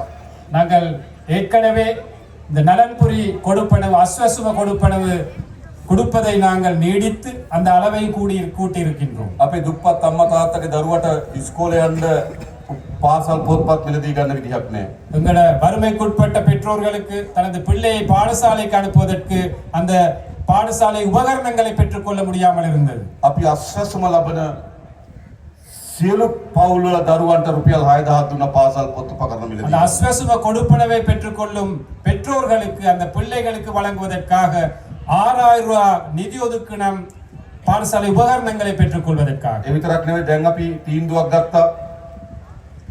ළමයි 300ට වඩා අඩු සියලු පාසල් වල දරුවන්ට රුපියල් 6000ක දීමනාවක් දෙන්න පාසල් පොත් මිලදී ගන්න. அதே போன்று நாங்கள் இன்னொரு முடிவெடுத்திருக்கின்றோம். 300க்கு குறைந்த பிள்ளைகள் படிக்கும் பாடசாலைகளிலே அந்த அனைத்து பிள்ளைகளுக்கும் 6000 ரூபாய் கொடுப்பனவு பாடசாலை உபகரணங்கள் பெற்றுக்கொள்வதற்காக வழங்குவோம் என்று. ඇයි අපි එහෙම කරන්නේ? ஏன் நாங்கள் அப்படி මේ செய்கின்றோம்? ගම්වල දුප්පත්භාවය ඉවත් කරන්න නම් දරුවන්ට හොඳට උගන්වන්න ඕන. இந்த கிராமங்களிலே, இந்த பகுதிகளிலே வறுமையை ஒழித்து கட்ட வேண்டுமானால் பிள்ளைகளுக்கு நாங்கள் சிறப்பான கல்வியை கொடுக்க வேண்டும், வழங்க வேண்டும். ඒ නිසා තමුන්නාසලා මහන්සි වෙන දරුවන්ට උගන්වන්න. ஆகவே நீங்களும் உங்களோட பிள்ளைகளுக்கு படிப்பிப்பதற்காக ஒத்துழையுங்கள், செயற்படுங்கள். දුප්පත්භාවයෙන් අපි මිදමු, දරුවන්ට උගන්වමු. வறுமையிலிருந்து நாங்கள் மீளுவோம், பிள்ளைகளை படிக்க வைப்போம். අපි තීන්දුවක් අරන් තියෙනවා සියලු පාසල් වල ගුරු පුරප්පාඩු ඉවත් කරලා විශේෂයෙන්ම මේ අවුරුද්දේ අපි අලුතෙන් ගුරුවරු බඳව ගන්නවා පුරප්පාඩු වලට. அதே போன்று நாங்கள் இன்னொரு முடிவெடுத்திருக்கின்றோம். அனைத்து பாடசாலைகளிலும் ஆசிரியர் பற்றாக்குறையை நிவர்த்தி செய்து புதிய ஆசிரியர்களை நாங்கள் நியமனம் வழங்கி பெற்றுக்கொண்டு சிறப்பான இந்த கல்வியை முன்னுக்கு கொண்டு போவதற்காக. අපේ විසපතුමා ඉන්නවා, එතුමා දන්නවා ගුරු හිගේ තියෙන පාසල් අපිට කියන්න අපි ගුරුවරු එවන්න. நமது மாவட்ட செயலாளர் இருக்கின்றார் இங்கே. நீங்கள் கூறுங்கள், ஆசிரியர் பற்றாக்குறை உள்ள பாடசாலைகள் எங்கே இருக்கின்றன என்று நாங்கள் ஆசிரியர்களை நாங்கள் அனுப்புகின்றோம். ඒ විතරක් නෙවෙයි අපි යාපනයේ පුස්තකාලේ තවත් දියුණු කරන්න ඕන. அதே போன்று எமது யாழ் நூலக சாலை இன்னும் நாங்கள் அபிவிருத்தி செய்ய வேண்டும். ඒ සඳහා මේසර ඇවැලේකින් අපි සල්ලි වෙන් කරනවා. அதற்காகவும் நாங்கள் இந்த வரவு செலவு திட்டத்திலே நிதி ஒதுக்கீடு செய்கின்றோம். ගම්වල අපිට යන්න තියෙන හොඳම පාර අධ්‍යාපනය. ஆகவே இந்த கிராமத்திலே நமக்கு இருக்கின்ற சிறப்பான வழிதான் இந்த கல்வியை நாங்கள் மேம்படுத்த வேண்டும். අපි ළමුන් 250ට අඩු සියලු පාසල් වල දරුවන්ට සපත්තු ගන්න රුපියල් 3000ක් දෙනවා. 250 மாணவர்களுக்கு குறைவாக உள்ள அனைத்து பாடசாலைகளிலும் படிக்கும் மாணவர்களுக்கு சப்பாத்துக்களை வாங்குவதற்காக 3000 ரூபாய் காசு நாங்கள் ஒதுக்குகின்றோம். අර පාසල් වලින් ආහාර දෙන ළමයිට එක වේලකට දුන්න රුපියල් 60යි. ඒක අපි 100 දක්වා වැඩි කරනවා. பாடசாலையிலே உணவு வழங்கிய பாடசாலையில் உங்களுக்கு தெரியும் 60 ரூபாய் மட்டும்தான் ஒரு பிள்ளைக்கு ஒதுக்கப்பட்டிருந்தது. அந்த 60 ரூபாவை 100 ரூபாய் வரை நாங்கள் அந்த அளவை அதிகரிக்கின்றோம். චීන රජය අපිට එකඟ වෙලා තියෙනවා සියලු දරුවන්ට නොමිලේ ලබන අවුරුද්දේ ඇඳුම් ලබා දෙන්න. சீன அரசாங்கம் ஒத்துக்கொண்டிருக்கின்றார்கள். இந்த வருடத்திலே வழங்கியதை போன்று அடுத்த வருடத்திலும் பாடசாலை சீருடைகளை இலவசமாக வழங்குவதற்கு. ඒ නිසා අපි වැඩිම වෙහෙස දරනවා දරුවන්ට උගන්වන්න. ஆகவே நாங்களும் மிகவும் கஷ்டப்படுகின்றோம் பிள்ளைகளின் கல்வி தரத்தை உயர்த்துவதற்காக. ලෑස්තිද දරුවන්ට උගන්වන්න? நீங்கள் தயாரா பிள்ளைகளை படிப்பிப்பதற்கு? අපි සහාය දෙන්න. நாங்கள் ஆதரவு கொடுக்கின்றோம். ඒ විතරක් නෙවෙයි අලුත් දරුවන්ට අපි රස්සා දෙන්නත් උනා. அதே போன்று புதிதாக படித்து வெளியேறும் பிள்ளைகளுக்கு, மாணவர்களுக்கு நாங்கள் தொழில் வாய்ப்புகளை வழங்க வேண்டும். අපි සැලසුම් කරලා තියෙනවා මේ යාපනයේ දිස්ත්‍රික්කේ අලුතෙන් කර්මාන්ත පුර 3ක් ඉදි කරන්න. அதே போன்று நாங்கள் எதிர்பார்க்கின்றோம் இந்த வட மாகாணத்திலே புதிய தொழில்பேட்டைகள் கைத்தொழில் மையங்கள் 3 அமைப்பதற்கு කංගසතුරි காங்கேசத்துறை, පරන්තන් பரந்தன், සහ මාංගුලම් மாங்குளம் අලුත් කර්මාන්ත පුර 3ක් ඇති කරනවා. 3 புதிய தொழில்பேட்டைகள் அல்லது பொருளாதார மையங்களை நாங்கள் அமைக்க திட்டமிட்டிருக்கின்றோம். අපි විදේශගත ශ්‍රී ලාංකිකයන්ට ආරාධනා කරන වගේ ආයෝජනය කරන්න ඉන්න කියලා. நாங்கள் அழைக்கின்றோம் வெளிநாடுகளில் இருக்கும் இளைஞர்களுக்கு, புலம்பெயர் இளைஞர்களுக்கு அவற்றில் முதலீடுகள் செய்ய வாருங்கள் என்று. වැඩියෙන්ම මේ පළාත් වල ජීවත් වෙන තරුණයන්ගේ අපේක්ෂාව රට අත්හැරලා යන එක. இங்கிருக்கும் இளைஞர்களுடைய எதிர்பார்ப்பும் இந்த நாட்டை விட்டு வெளியேறுவதுதான் எதிர்பார்ப்பாக இருக்கின்றது. ඇයි රස්සාවක් නැහැ? ஏன் சரியான ஒரு தொழில் இல்லை.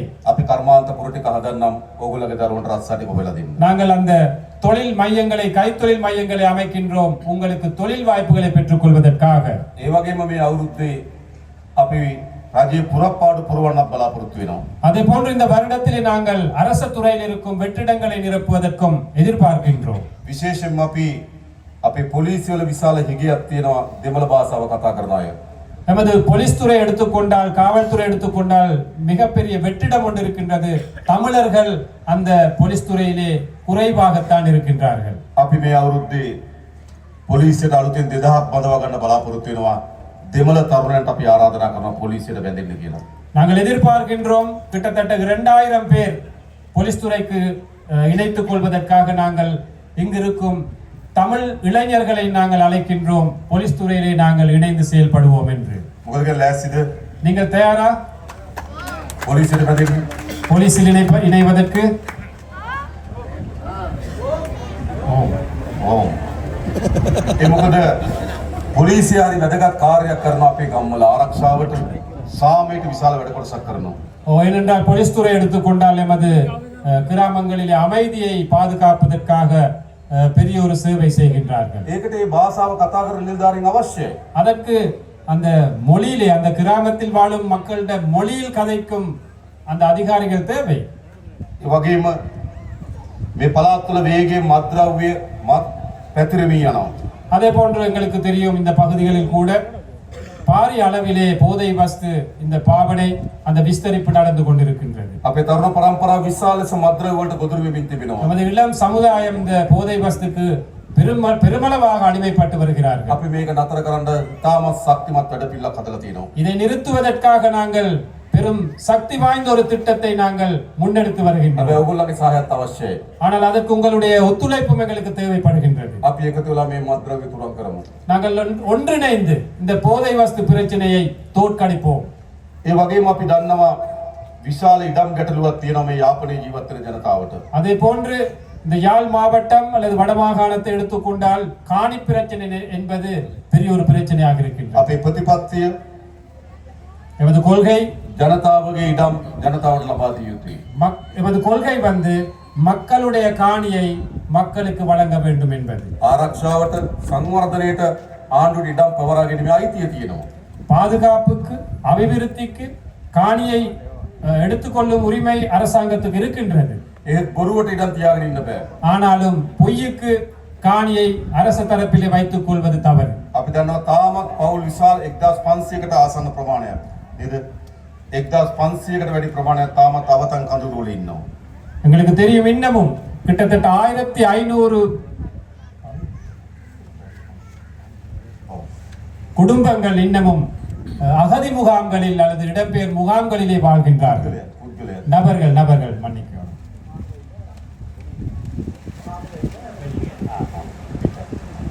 ඒ නිසා ඒගොල්ලන්ට අපි ඉක්මනින්ම තමන්ගේ වාසස්ථාන ලබා දෙන්න කටයුතු කරනවා. ஆகவே அவர்களுக்கும் நிரந்தரமான வீடுகள், வீட்டு வசதிகளை செய்து கொடுப்பதற்காக நாங்கள் முடிவெடுத்திருக்கின்றோம்.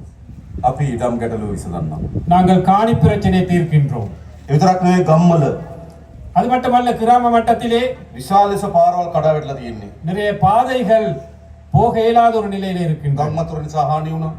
வெள்ளப்பெருக்கு பிரச்சனை இருக்கின்றது.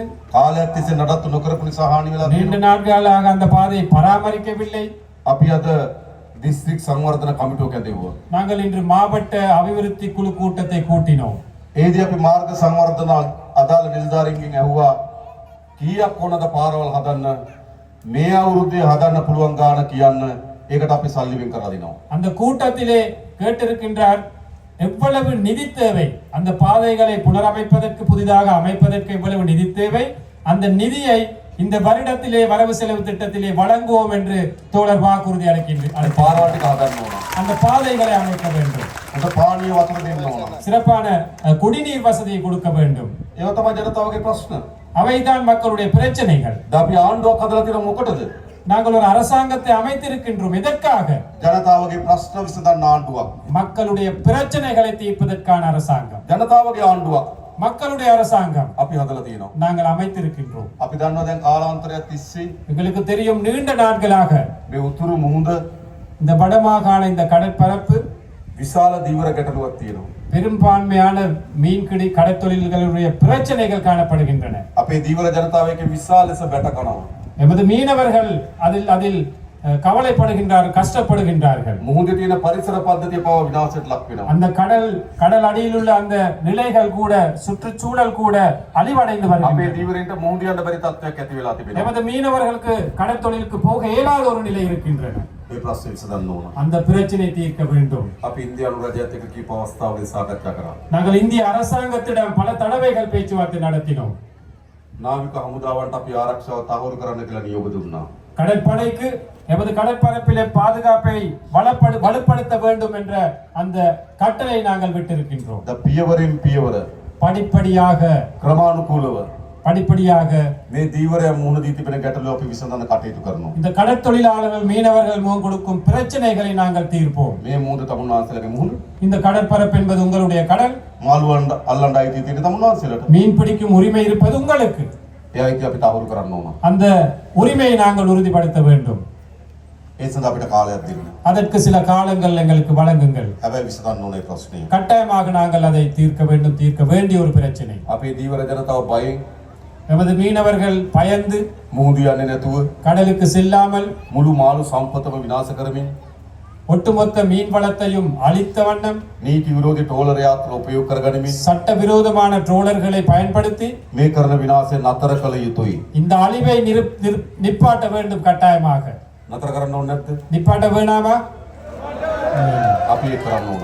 நாங்கள் அதை செய்ய வேண்டும். අපි ඒ සඳහා වැඩ කටයුතු කරමින් ඉන්නවා. அதற்காக நாங்கள் செயல்பட்டு கொண்டிருக்கின்றோம். මොකද මේක අපේ මුහුද අපේ ජනතාව. இது எங்களுடைய மக்கள், எமது கடற்பரப்பு. இந்த ප්‍රශ්න අපි විසඳීම සඳහා උපරිම උත්සාහයක් දරනවා. ஆகவே பிரச்சனைகள் தீர்ப்பதற்காக நாங்கள் முழு மூச்சாக செயல்படுவோம். ඒ වගේම පහුගිය මැතිවරණයේදී அதே போன்று கடந்த தேர்தலிலே ජනතාවගේ විශාල උවමනාවක් තිබුණා. மக்களுடைய மிகப்பெரிய ஒரு எதிர்பார்ப்பாக இருந்தது අපේ රටේ මේ දේශපාලන සංස්කෘතිය වෙනස් කරන්න. எமது நாட்டிலே இந்த அரசியல் கலாச்சாரத்தை மாற்றி அமைக்க வேண்டும் என்று. අපේ රටේ දේශපාලනය තිබුණේ எமது நாட்டில் அரசியல் இருந்தது මහජනයාට වඩා උඩින් ඉන්න දේශපාලනයක්. மக்களை விட மேலாக இருக்கும் அரசியல் தான் எமது நாட்டிலே காணப்பட்டது. මහජනයාට එක සමීප දේශපාලනයක් නෙවෙයි. மக்களுடைய நெருக்கம் ஒன்று இருக்கவில்லை. නායකයෝ ඉන්නේ ජනතාවට වඩා උඩින්. தலைவர்கள் இருப்பது மக்களை விட மேலாக. මහජනයාගේ ධනෙ විශාල ප්‍රමාණයක් පාලක නාස්ති කරනවා. உங்களுடைய வரிப்பணத்தை அதிகாரிகள் எவ்வளவு வீணாக்கினார்கள். විශාල ප්‍රමාණයක් හොරකම් කරනවා. அதிகளவானதை களவெடுத்தார்கள், திருடினார்கள். අපි ඒක නතර කරපු ආණ්ඩුවක්. அதை நிறுத்திய அரசாங்கம் ஒன்று எமது அரசாங்கம் என்பது. මේ කංක සම්තුරේ හදලා තියෙනවනේ ජනාධිපති මණ්ඩලය. பல்வெட்டித்துறை அல்லது காங்கேசன் துறையிலையும் இருக்குதானே ஜனாதிபதி மாளிகை ஒன்று. දැකලා තියෙනව නේද? கண்டு இருக்கிறீங்களா? மயிலைத்தி. මයිලේති ප්‍රදේශයේ තියෙනවා. ඔව්. මෙහෙට ජනාධිපති මණ්ඩලයක් ඕනද? இங்க ஜனாதிபதி மாளிகை ஒன்று தேவையா? මට නම් එපා. தோழருக்கு வேணாமா? ඔයගොල්ලන්ට ඕනද? உங்களுக்கு வேணுமா? வேண்டாம். මට එපා. தோழருக்கு வேண்டாமாம் அது. අපි අද දිසාපතිතුමාටත් ආණ්ඩුකාරතුමාටත් කිව්වා ඒකට ගැළපෙන ව්‍යාපෘතියක් හොයලා දෙන්න. අපි ඒකට ජනාධිපති මන්ත්‍රී දෙන්න. இன்று மாவட்ட செயலாளருக்கும் அதே போன்று ஆளுநர் அவர்களுக்கும் கூறினாராம் அந்த மாளிகை தொடர்பாக எதிர்காலத்தில் அதை எப்படி பராமரிப்பதற்கான உரிய திட்டம் ஒன்று அமையுங்கள், அதற்கு ஆதரவு அளிக்கிறோம் என்று. හොඳද? நல்லமா? ඒක යුනිවර්සිටි එකක් දාන්න හොඳයි නම් අපි ඒක කරමු. ஓ அதுல பல்கலைக்கழகம் கொண்டு போட வேணுமா இருந்தா அதுக்கு சப்போர்ட் பண்றோம். සංස්කෘතික මධ්‍යස්ථානයක් දාන්න ඕන නම් ඒක කරමු. கலாச்சார ஒரு மண்டபமாக அமைக்க வேண்டும் என்றால் அதற்கு ஆதரவு தெரிவிக்கும். හොඳයිනේ. நல்லமா. එහෙම විතරක් නෙවෙයි නුවරඑළිය මාලිගයටත් අපි ඒක කරනවා. இங்கு மட்டுமல்ல நுவரெலியாவிலும் இருக்கு, அதற்கும் அப்படித்தான் செய்வோம். අනුරාධපුරයකටත් ඒක කරනවා. அனுராதபுரத்தில் இருக்கும் அதற்கும் அப்படித்தான் செய்வோம். මයියංගනයකටත් ඒක කරනවා. மையாங்கனையில் இருக்கு ஒன்று, அதற்கும் அப்படித்தான் செய்வோம். කතරගමයකටත් ඒක කරනවා. கதிர்காமத்தில் இருக்கு, அதற்கும் அப்படித்தான் செய்வோம். මේ හැමතැනම ජනාධිපති මන්දිරය. அனைத்து இடங்களிலுமே ஜனாதிபதி மாளிகைகள். அவர் අවතාර කියලා ෆිල්ම් එකක් තිබ්බ නේද? அவதார் என்ற ஒரு படம் இருந்துச்சு, பாத்தீங்களா? අවතාර කමලාසන් හිටියේ අවතාර. அவதார். ඈ? அவதார். අවතාර. දසවතාර. தசாவதார். ඒ වගේ තමයි ජනාධිපති. එක එක ස්වරූපයෙන් ඉන්න එක එක මාලිගා. ஓ, அவர் தசாவதாரம் மாதிரி என்ன, ஒவ்வொரு மாளிகைகளும் ஒவ்வொரு ஒரு விதமாக இருக்கிறது தான் அதுகளை அமைச்சிருக்கு. අපි ඒක වෙනස් කරනවා. அதை நாங்கள் மாற்றி அமைப்போம். හොඳයිනේ. நல்லதானே? ඇයි ඒ? ஏன் அது? මහජනයාගේ දෙන මෙච්චර නායකයෝ නාස්ති කරන්න හොඳ නෑ. மக்களுடைய பணத்தை வீணாக்க கூடாது இந்த தலைவர்கள். මහජනයාගේ ධනය නායකයෝ මෙච්චර වියදම් කරන්න හොඳ නෑ. மக்களுடைய பணத்தை இந்த அரசியல் தலைவர்கள் இவ்வாறு செலவழிக்க கூடாது. අපි දුප්පත් රටක්. நாங்கள் வறுமைக்குட்பட்ட ஒரு நாடு, ජනතාවත් දුප්පත්. மக்களும் வறுமைக்குட்பட்டவர்கள். නායකයා தலைவர் දසවතාර. தசாவதாரம். හොඳට. நல்லவாது. ඒ දේශපාලන වෙනස් වෙන්න ඕනේ නැද්ද? அந்த அரசியல் மாறணுமா வேணாமா? අන්න ඒ දේශපාලන අපි වෙනස් කරලා තියෙනවා. அந்த அரசியலை நாங்கள் மாற்றிருக்கின்றோம். මේ දේශපාලන තමයි අපේ රට වුණා. இந்த அரசியல் தான் நமக்கு தேவைப்படுவது. ඒ නිසා අපේ රට ගොඩනැගීමේ දිශාවට අපි පය තබලා තියෙනවා. ஆகவே இந்த நாட்டை அபிவிருத்தி செய்யும் அந்த பயணத்தை நாங்கள் ஆரம்பித்திருக்கின்றோம். විශේෂයෙන් මේ උතුරු පළාත ඉලක්ක කරගත්තු සංවර්ධන සැලසුම් ගණනාවක් අපි සැලසුම් කරලා තිබෙනවා. விசேடமாக இந்த வடமாகாணத்தை இலக்காக வைத்த பல்வேறு அபிவிருத்தி திட்டங்களை நாங்கள் முன்னெடுக்க මම திட்டமிட்டிருக்கிறோம். කලින් කිව්වා වගේ කර්මාන්ත කලාප 3ක්, ஏற்கனவே கூறியதை போன்று தொழில் மையங்கள் 3, ඒ වගේම සංචාර කර්මාන්ත දියුණු කරන්න සැලසුමක්, அதே போன்று சுற்றுலாத்துறை வளர்ப்பதற்கான திட்டம், ඒ වගේම අපි හඳුනාගෙන තියෙනවා මේ උතුරු පළාතේ පොල් වගා කරන්න පුළුවන් අක්කර 40000ක් තියෙනවා කියලා. அதே போன்று நாங்கள் கண்டறிந்திருக்கின்றோம் இந்த வடமாகாணத்திலே தென்னை பயிர் செய்யக்கூடிய 40,000 ஏக்கர் காணிகள் இருக்கின்றது என்று. මේ අයවෙන් අපි ඒකට සල්ලි වෙන් කරනවා. இந்த வரவு செலவு திட்டத்திலே அதற்காகவும் நாங்கள் நிதி ஒதுக்கீடு செய்கின்றோம். වගා කරන්න කැමති අයට அதில் பயிரிடக்கூடிய அந்த விருப்பமானவர்களுக்கு පොල් පැල දෙන, தென்னம்பிள்ளைகள், බිම සකස් කරගන්න මුදලක් දෙන, அந்த நிலத்தை செய்வதற்கான பணம், පොහොර දාන්න මුදලක් දෙන්නම් අපි. பசலையிடுவதற்காக நிதி நாங்கள் வழங்குவோம். ඔගොල්ලෝ වගා කරන්න. ලෑස්තිද? நீங்கள் பயிரிட விருப்பமாக இருந்தால் நாங்கள் அவற்றை வழங்க தயாராக இருக்கின்றோம். වගා කරන්න ඕන. தென்னை பயிர் செய்ய நாங்கள் අපි முன்னெடுக்க ඔක්කොම வேண்டும். එකතු වෙලා මේ රට හදන්න ඕන. நாங்கள் அனைவருமே ஒன்றிணைந்து இந்த நாட்டை கட்டியெழுப்ப வேண்டும். මම දන්නවා මේ උතුරු පළාතේ ජනතාව எனக்கு தெரியும் இந்த வடமாகாணத்திலே உள்ள மக்கள், විශාල ලෙස කුස් කර්මාන්තයේ විහිසන ජනතාවක්. கணிசமான மக்கள் விவசாயத்துறையில் ஈடுபடுகின்றார்கள். හැබැයි නිසි මිලක් නැහැ. ஆனால் சரியான விலை இல்லை, නිසි සැලැස්මක් නැහැ. சரியான ஒரு திட்டம் ஒன்று இல்லை. එදා ගොවි ජනතාවල මූණ දී තියෙන ගැටලු වලට අපි විසඳුම් හොයන්න. அவ்வாறு விவசாயிகள் முகம் கொடுத்திருக்கும் பிரச்சனைகளுக்கும் நாங்கள் தீர்வு வழங்குவோம். මේ වන විටත් අපි පොහොර සානාධාර රුපියල් 25000 දක්වා වැඩි කරා. ஏற்கனவே நாங்கள் பசலை மானியத்தை 25,000 ரூபாய் வரையும் நாங்கள் அதிகரித்தோம். අපිට ඕන ජනතාවගේ ජීවිත උසස් කරන්න. நமக்கு தேவை சாதாரண மக்களுடைய வாழ்க்கை தரத்தை உயர்த்த வேண்டும். ගොඩක් අපි මේ ගැටුම් පිටිපස්සේ තියෙන්නේ. நாம் முகம் கொடுக்கும் கணிசமான பிரச்சனைகளுக்கு பின்னால் இருப்பது, ගොඩක් මේ යුද්ධ පිටිපස්සේ තියෙන්නේ. கணிசமான இந்த யுத்தங்களுக்கு பின்னால் இருப்பது ආර්ථික ප්‍රශ්නයක් තියෙන වැඩිපුර. பொருளாதார பிரச்சனை தான் கூடிய பாகம் இருக்கின்றது. එතන මේ ආර්ථික ප්‍රශ්නට අපි උත්තර හොයන්න ඕන. ஆகவே இந்த பொருளாதாரத்துறை வளர்க்கும் அந்த பிரச்சனைகளுக்கு தீர்வு காண வேண்டும். ඒකට අපි සැලසුම් හදලා තියෙනවා. அதற்கு நாங்கள் திட்டங்களை அமைத்திருக்கின்றோம். ඒ වගේම භාෂාව. அதே போன்று மொழி உரிமை. අපි ප්‍රධාන වශයෙන් සිංහල දෙමළ භාෂාව කතා කරන ජන කණ්ඩායම් දෙකක් ඉන්නවා. பிரதானமாக இந்த நாட்டிலே தமிழ், சிங்களம் என்ற மொழிகளை கதைக்கும் மக்கள் இருக்கின்றோம். ඒ හැම පුරවැසියෙකුටම அந்த அனைத்து பிரஜைகளுக்கும் තමන්ගේ භාෂාවෙන් රාජ්‍යත් එක්ක ගනුදෙනු කරන්න දෙන අයිතිය හදන්න ඕන. தனது தாய்மொழியிலே அரசாங்கத்துடன் தொடர்பு கொள்ளும் அந்த உரிமையை ஏற்படுத்த வேண்டும். තමන්ගේ භාෂාවෙන් පොලිසියට ගිහලා පැමිණිල්ලක් කරන්න අවස්ථාව තියෙන්න ඕන. தனது தாய்மொழியிலே போலீஸுக்கு போய் ஒரு முறைப்பாட்டை செய்வதற்கான உரிமை இருக்க வேண்டும். ඒ නිසා මේ භාෂාවෙන් ඇති වී තිබෙන අසමානතාවය අපි විසඳිය යුතුයි. ஆகவே இந்த மொழி ரீதியாக இந்த பிரிவினை நாங்கள் இல்லாதொழித்து ஒழிக்க வேண்டும். ඒ නිසා තමයි මං කලින් කිව්ව ඔබගේ දරුවන් පොලිසියට බන්ධන්න. ஆகவே தான் முதல்ல சொன்னார் தோழர், உங்களுடைய இந்த இளம் சக்திகள் போலீஸ் துறையில அந்த சேவைகள் ඊළඟ රජයේ රස්සාවලට ගන්නකොට ඔබගේ දරුවන් ඒවට බැඳින්න. அரச துறையில் ஆட்களை சேர்க்கும் போது உங்களது பிள்ளைகளை அவற்றுக்கு இணையுங்கள். ඒ දෙමළ භාෂාවෙන් කතා කරන රාජ්‍ය සේවයක් අපිට අවශ්‍යයි. ஏனென்றால் தமிழ் மொழியிலே கலந்து அந்த கதைக்கும் அரச துறை ஒன்று எங்களுக்கு இந்த வடக்கிலே தேவைப்படுகின்றது. ඒක අපි හදන්න සැලසුම් කරලා තියෙනවා. அதை அமைப்பதற்கு நாங்கள் திட்டமிட்டு இருக்கின்றோம். ඒ වගේ ඊළඟ වැදගත් அதே போன்று இன்னொரு முக்கியமான விஷயம், අපේ ආගමික අයිතීන් පිළිබඳ සාධාරණත්වයක් තියෙන්න ඕන. எமது மத ரீதியான உரிமைகள் எங்களுக்கு பெற்றுக்கொள்வதற்கான அந்த சூழல் அமைய வேண்டும். මෙතන අපේ නායක හඳුරු වැඩ සිටිනවා. எமது நாயக்க தேரர் அவர்கள் இருக்கின்றார்கள். අපේ කුරුක්කොල්තුමාලා වැඩ සිටිනවා. எமது குருக்கள் அவர்கள் வருகை தந்திருக்கின்றார்கள். අපි අතර ගැටුමක් තියෙන්න ඕනද? எமக்கிடையே ஒரு போட்டி முரண்பாடு ஒன்று இருக்கணுமா? ආගම අපේ විශ්වාසය. மதம் என்பது எமது எதிர்பார்ப்பு, நம்பிக்கை. එක්කෙනෙකුට කියන්න බෑ උඹේ විශ්වාසය අත්තරපන් කියලා. யாருக்குமே வற்புறுத்த இயலாது அந்த நம்பிக்கையை கைவிட வேண்டும் என்று. ඒ එකිනෙකාගේ විශ්වාසය අපේ විශ්වාසයට ගරු කරන්න ඕන.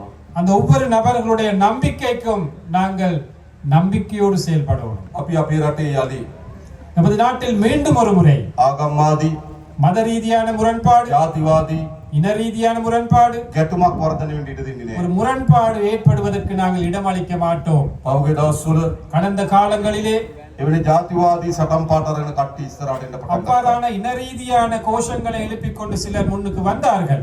අපි ජාතිවාදී වපුරන අයට நாங்கள் இனவாதத்தை தூவுவர்களுக்கு නීතිය උපරිමයෙන් ක්‍රියාත්මක කරනවා. சட்டத்தை உயர்ந்த பட்சத்தில் நாங்கள் நடைமுறைப்படுத்த நடவடிக்கை எடுப்போம். අපිට තවත් ජාතිවාදී ඕනද? எங்களுக்கு இன்னும் இனவாதம் வேண்டுமா?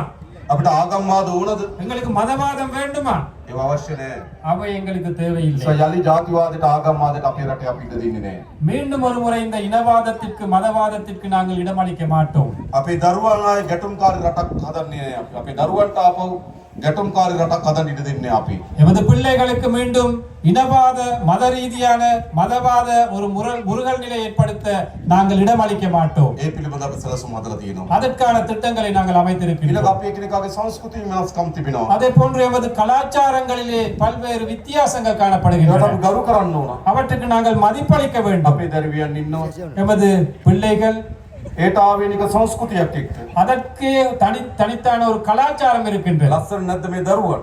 இந்த பிள்ளைகள் எடுத்துக்கொண்டால் எவ்வளவு அழகாக இருக்கின்றார்கள். ලස්සනයි අපිට. எங்களுக்கு அது மிகவும் அழகாக ඇයි இருக்கிறது. අපි සංස්කෘතියෙන් බෙදෙන්න හදන්නේ? ஏன் நாங்கள் கலாச்சார ரீதியாக பிரிவடைய வேண்டும்? අපි හැම සංස්කෘතියකටම ගරු කරන්න ඕන. நாங்கள் அனைத்து கலாச்சாரங்களையும் மதிக்க வேண்டும். ඒ සංස්කෘතිය රස විඳින්න පුරුදු වෙන්න ඕන. அந்த கலாச்சாரங்களை ரசனை மிக்கதாக நாங்கள் எடுத்துக்கொள்ள வேண்டும். එහෙම රටක් අපි හදන්න ඕන. அவ்வாறான ஒரு நாட்டை நாங்கள் கட்டியெழுப்ப வேண்டும். එකක් මතක තියාගන්න. ஒன்று நினைவில் வைத்துக் கொள்ளுங்கள், අපිට ගහගෙන எங்களுக்கு சண்டை பிடித்து යුද්ධ කරගෙන யுத்தமிட்டு கொண்டு තවත් දශක ගණනාවක් මේ විදිහට දුක් විඳ ඉන්න පුළුවන්. இன்னும் பல தசாப்தங்கள் எங்களுக்கு நாங்கள் வாழ முடியும் குறைபாடுகளோடு. අපේ අම්මලාගේ පරම්පරාව දුක් විඳා, எமது பெற்றோர்களுடைய பரம்பரை கஷ்டப்பட்டார்கள், අපේ පරම්පරාව දුක් විඳා. நாங்கள் எமது பரம்பரை கஷ்டப்பட்டோம். මේ ගැටුම් යුද්ධ හදාගෙන අපිට ඕන අපේ දරුවන්ගේ පරම්පරාවත් යුද්ධයකට තල්ලු කරන්න. இந்த முරகல் நிலை யுத்தங்களை ஏற்படுத்தி எமது இந்த பிள்ளைகளுடைய பரம்பரை எங்களுக்கு தேவை என்றால் கஷ்டமான ஒரு நிலைக்கு கொண்டு போகலாம். ඒ නිසා අපිට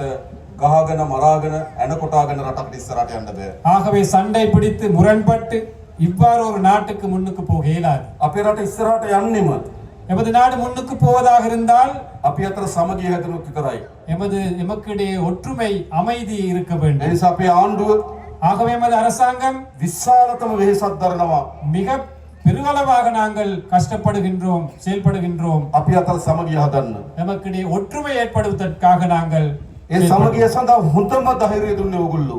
அந்த ஒற்றுமைக்காக மிகப்பெரிய சக்தியை, துணிச்சலை கொடுத்தது நீங்கள். කාලයක් තිස්සේ පාරම්පරික දේශපාලක පහුගිය මහචන්දට ඉල්ලුවා.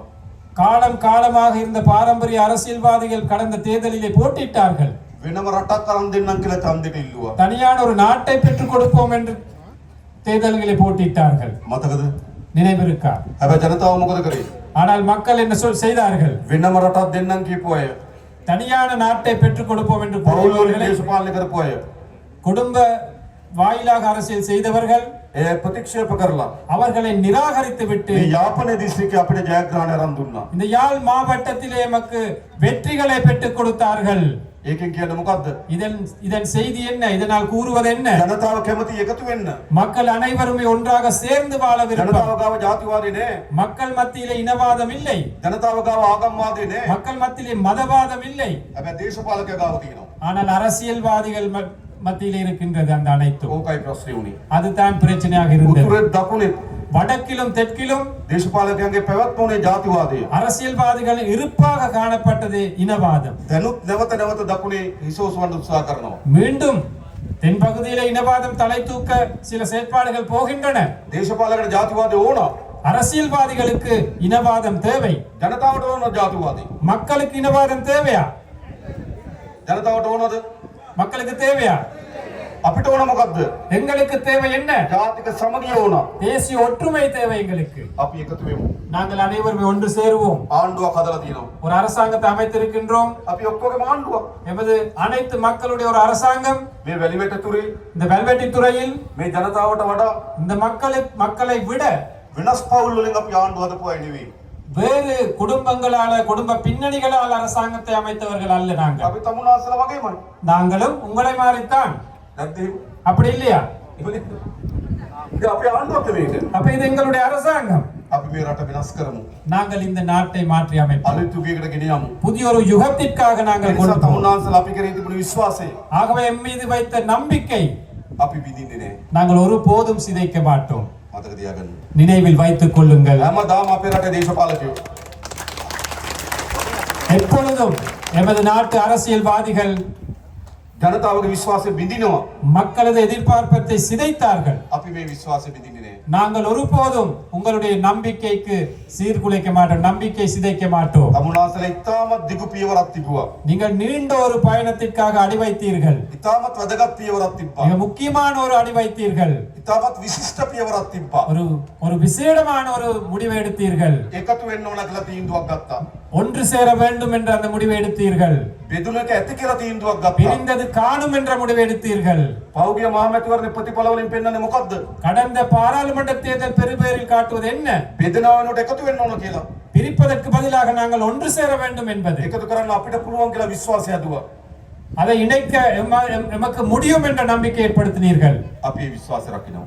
அந்த நம்பிக்கையை நாங்கள் பேணுவோம். මෙරට හොරකම නතර කරනවා. இந்த நாட்டின் ஊழலை, திருட்டை நாங்கள் நிறுத்துவோம். නාස්තිය නතර කරනවා. வீண் விரயத்தை நிறுத்துவோம். හොරකම් කරපු අයට දඩුවම් දෙනවා. திருடியவர்களுக்கு தண்டனை கொடுப்போம். මොකද என்ன சொல்றீங்க? நல்லமா கெட்டதா? ඕනද නැද්ද? தேவையா இல்லையா? අවශ්‍යයි. தேவை தேவை. අපේ රටේ දරුවට විදින ඉන්ජෙක්ෂන් එකෙන් හොරකම් කරලා නම් எமது பிள்ளைகளுக்கு குழந்தைக்கு ஏத்தும் ஊசியிலே களவெடுத்திருந்தால், බාල බෙහෙත් ගෙනල්ලා නම් தரக்குறைவான மருந்துகளை இறக்குமதி செய்திருந்தால், ස්පිරිතාලේ හදනකොට ඒකෙන් හොරකම් කරලා නම් வைத்தியசாலைகளில் இருந்து களவெடுப்பதாக இருந்தால், පාර හදනකොට ඒකෙන් හොරකම් කරලා නම් வீதியை அமைக்கும் போது அதிலிருந்து களவெடுத்திருந்தால், කෝටි ගණන් ධනෙ එක්රැස් කරගෙන යන දේශපාලකයෝ கோடிக்கணக்கான நிதியை அரசியல்வாதிகள் ஒன்று சேர்த்திருக்கின்றார்கள். ඒ ගැන පරීක්ෂණ කරන්න ඕනේ නැද්ද?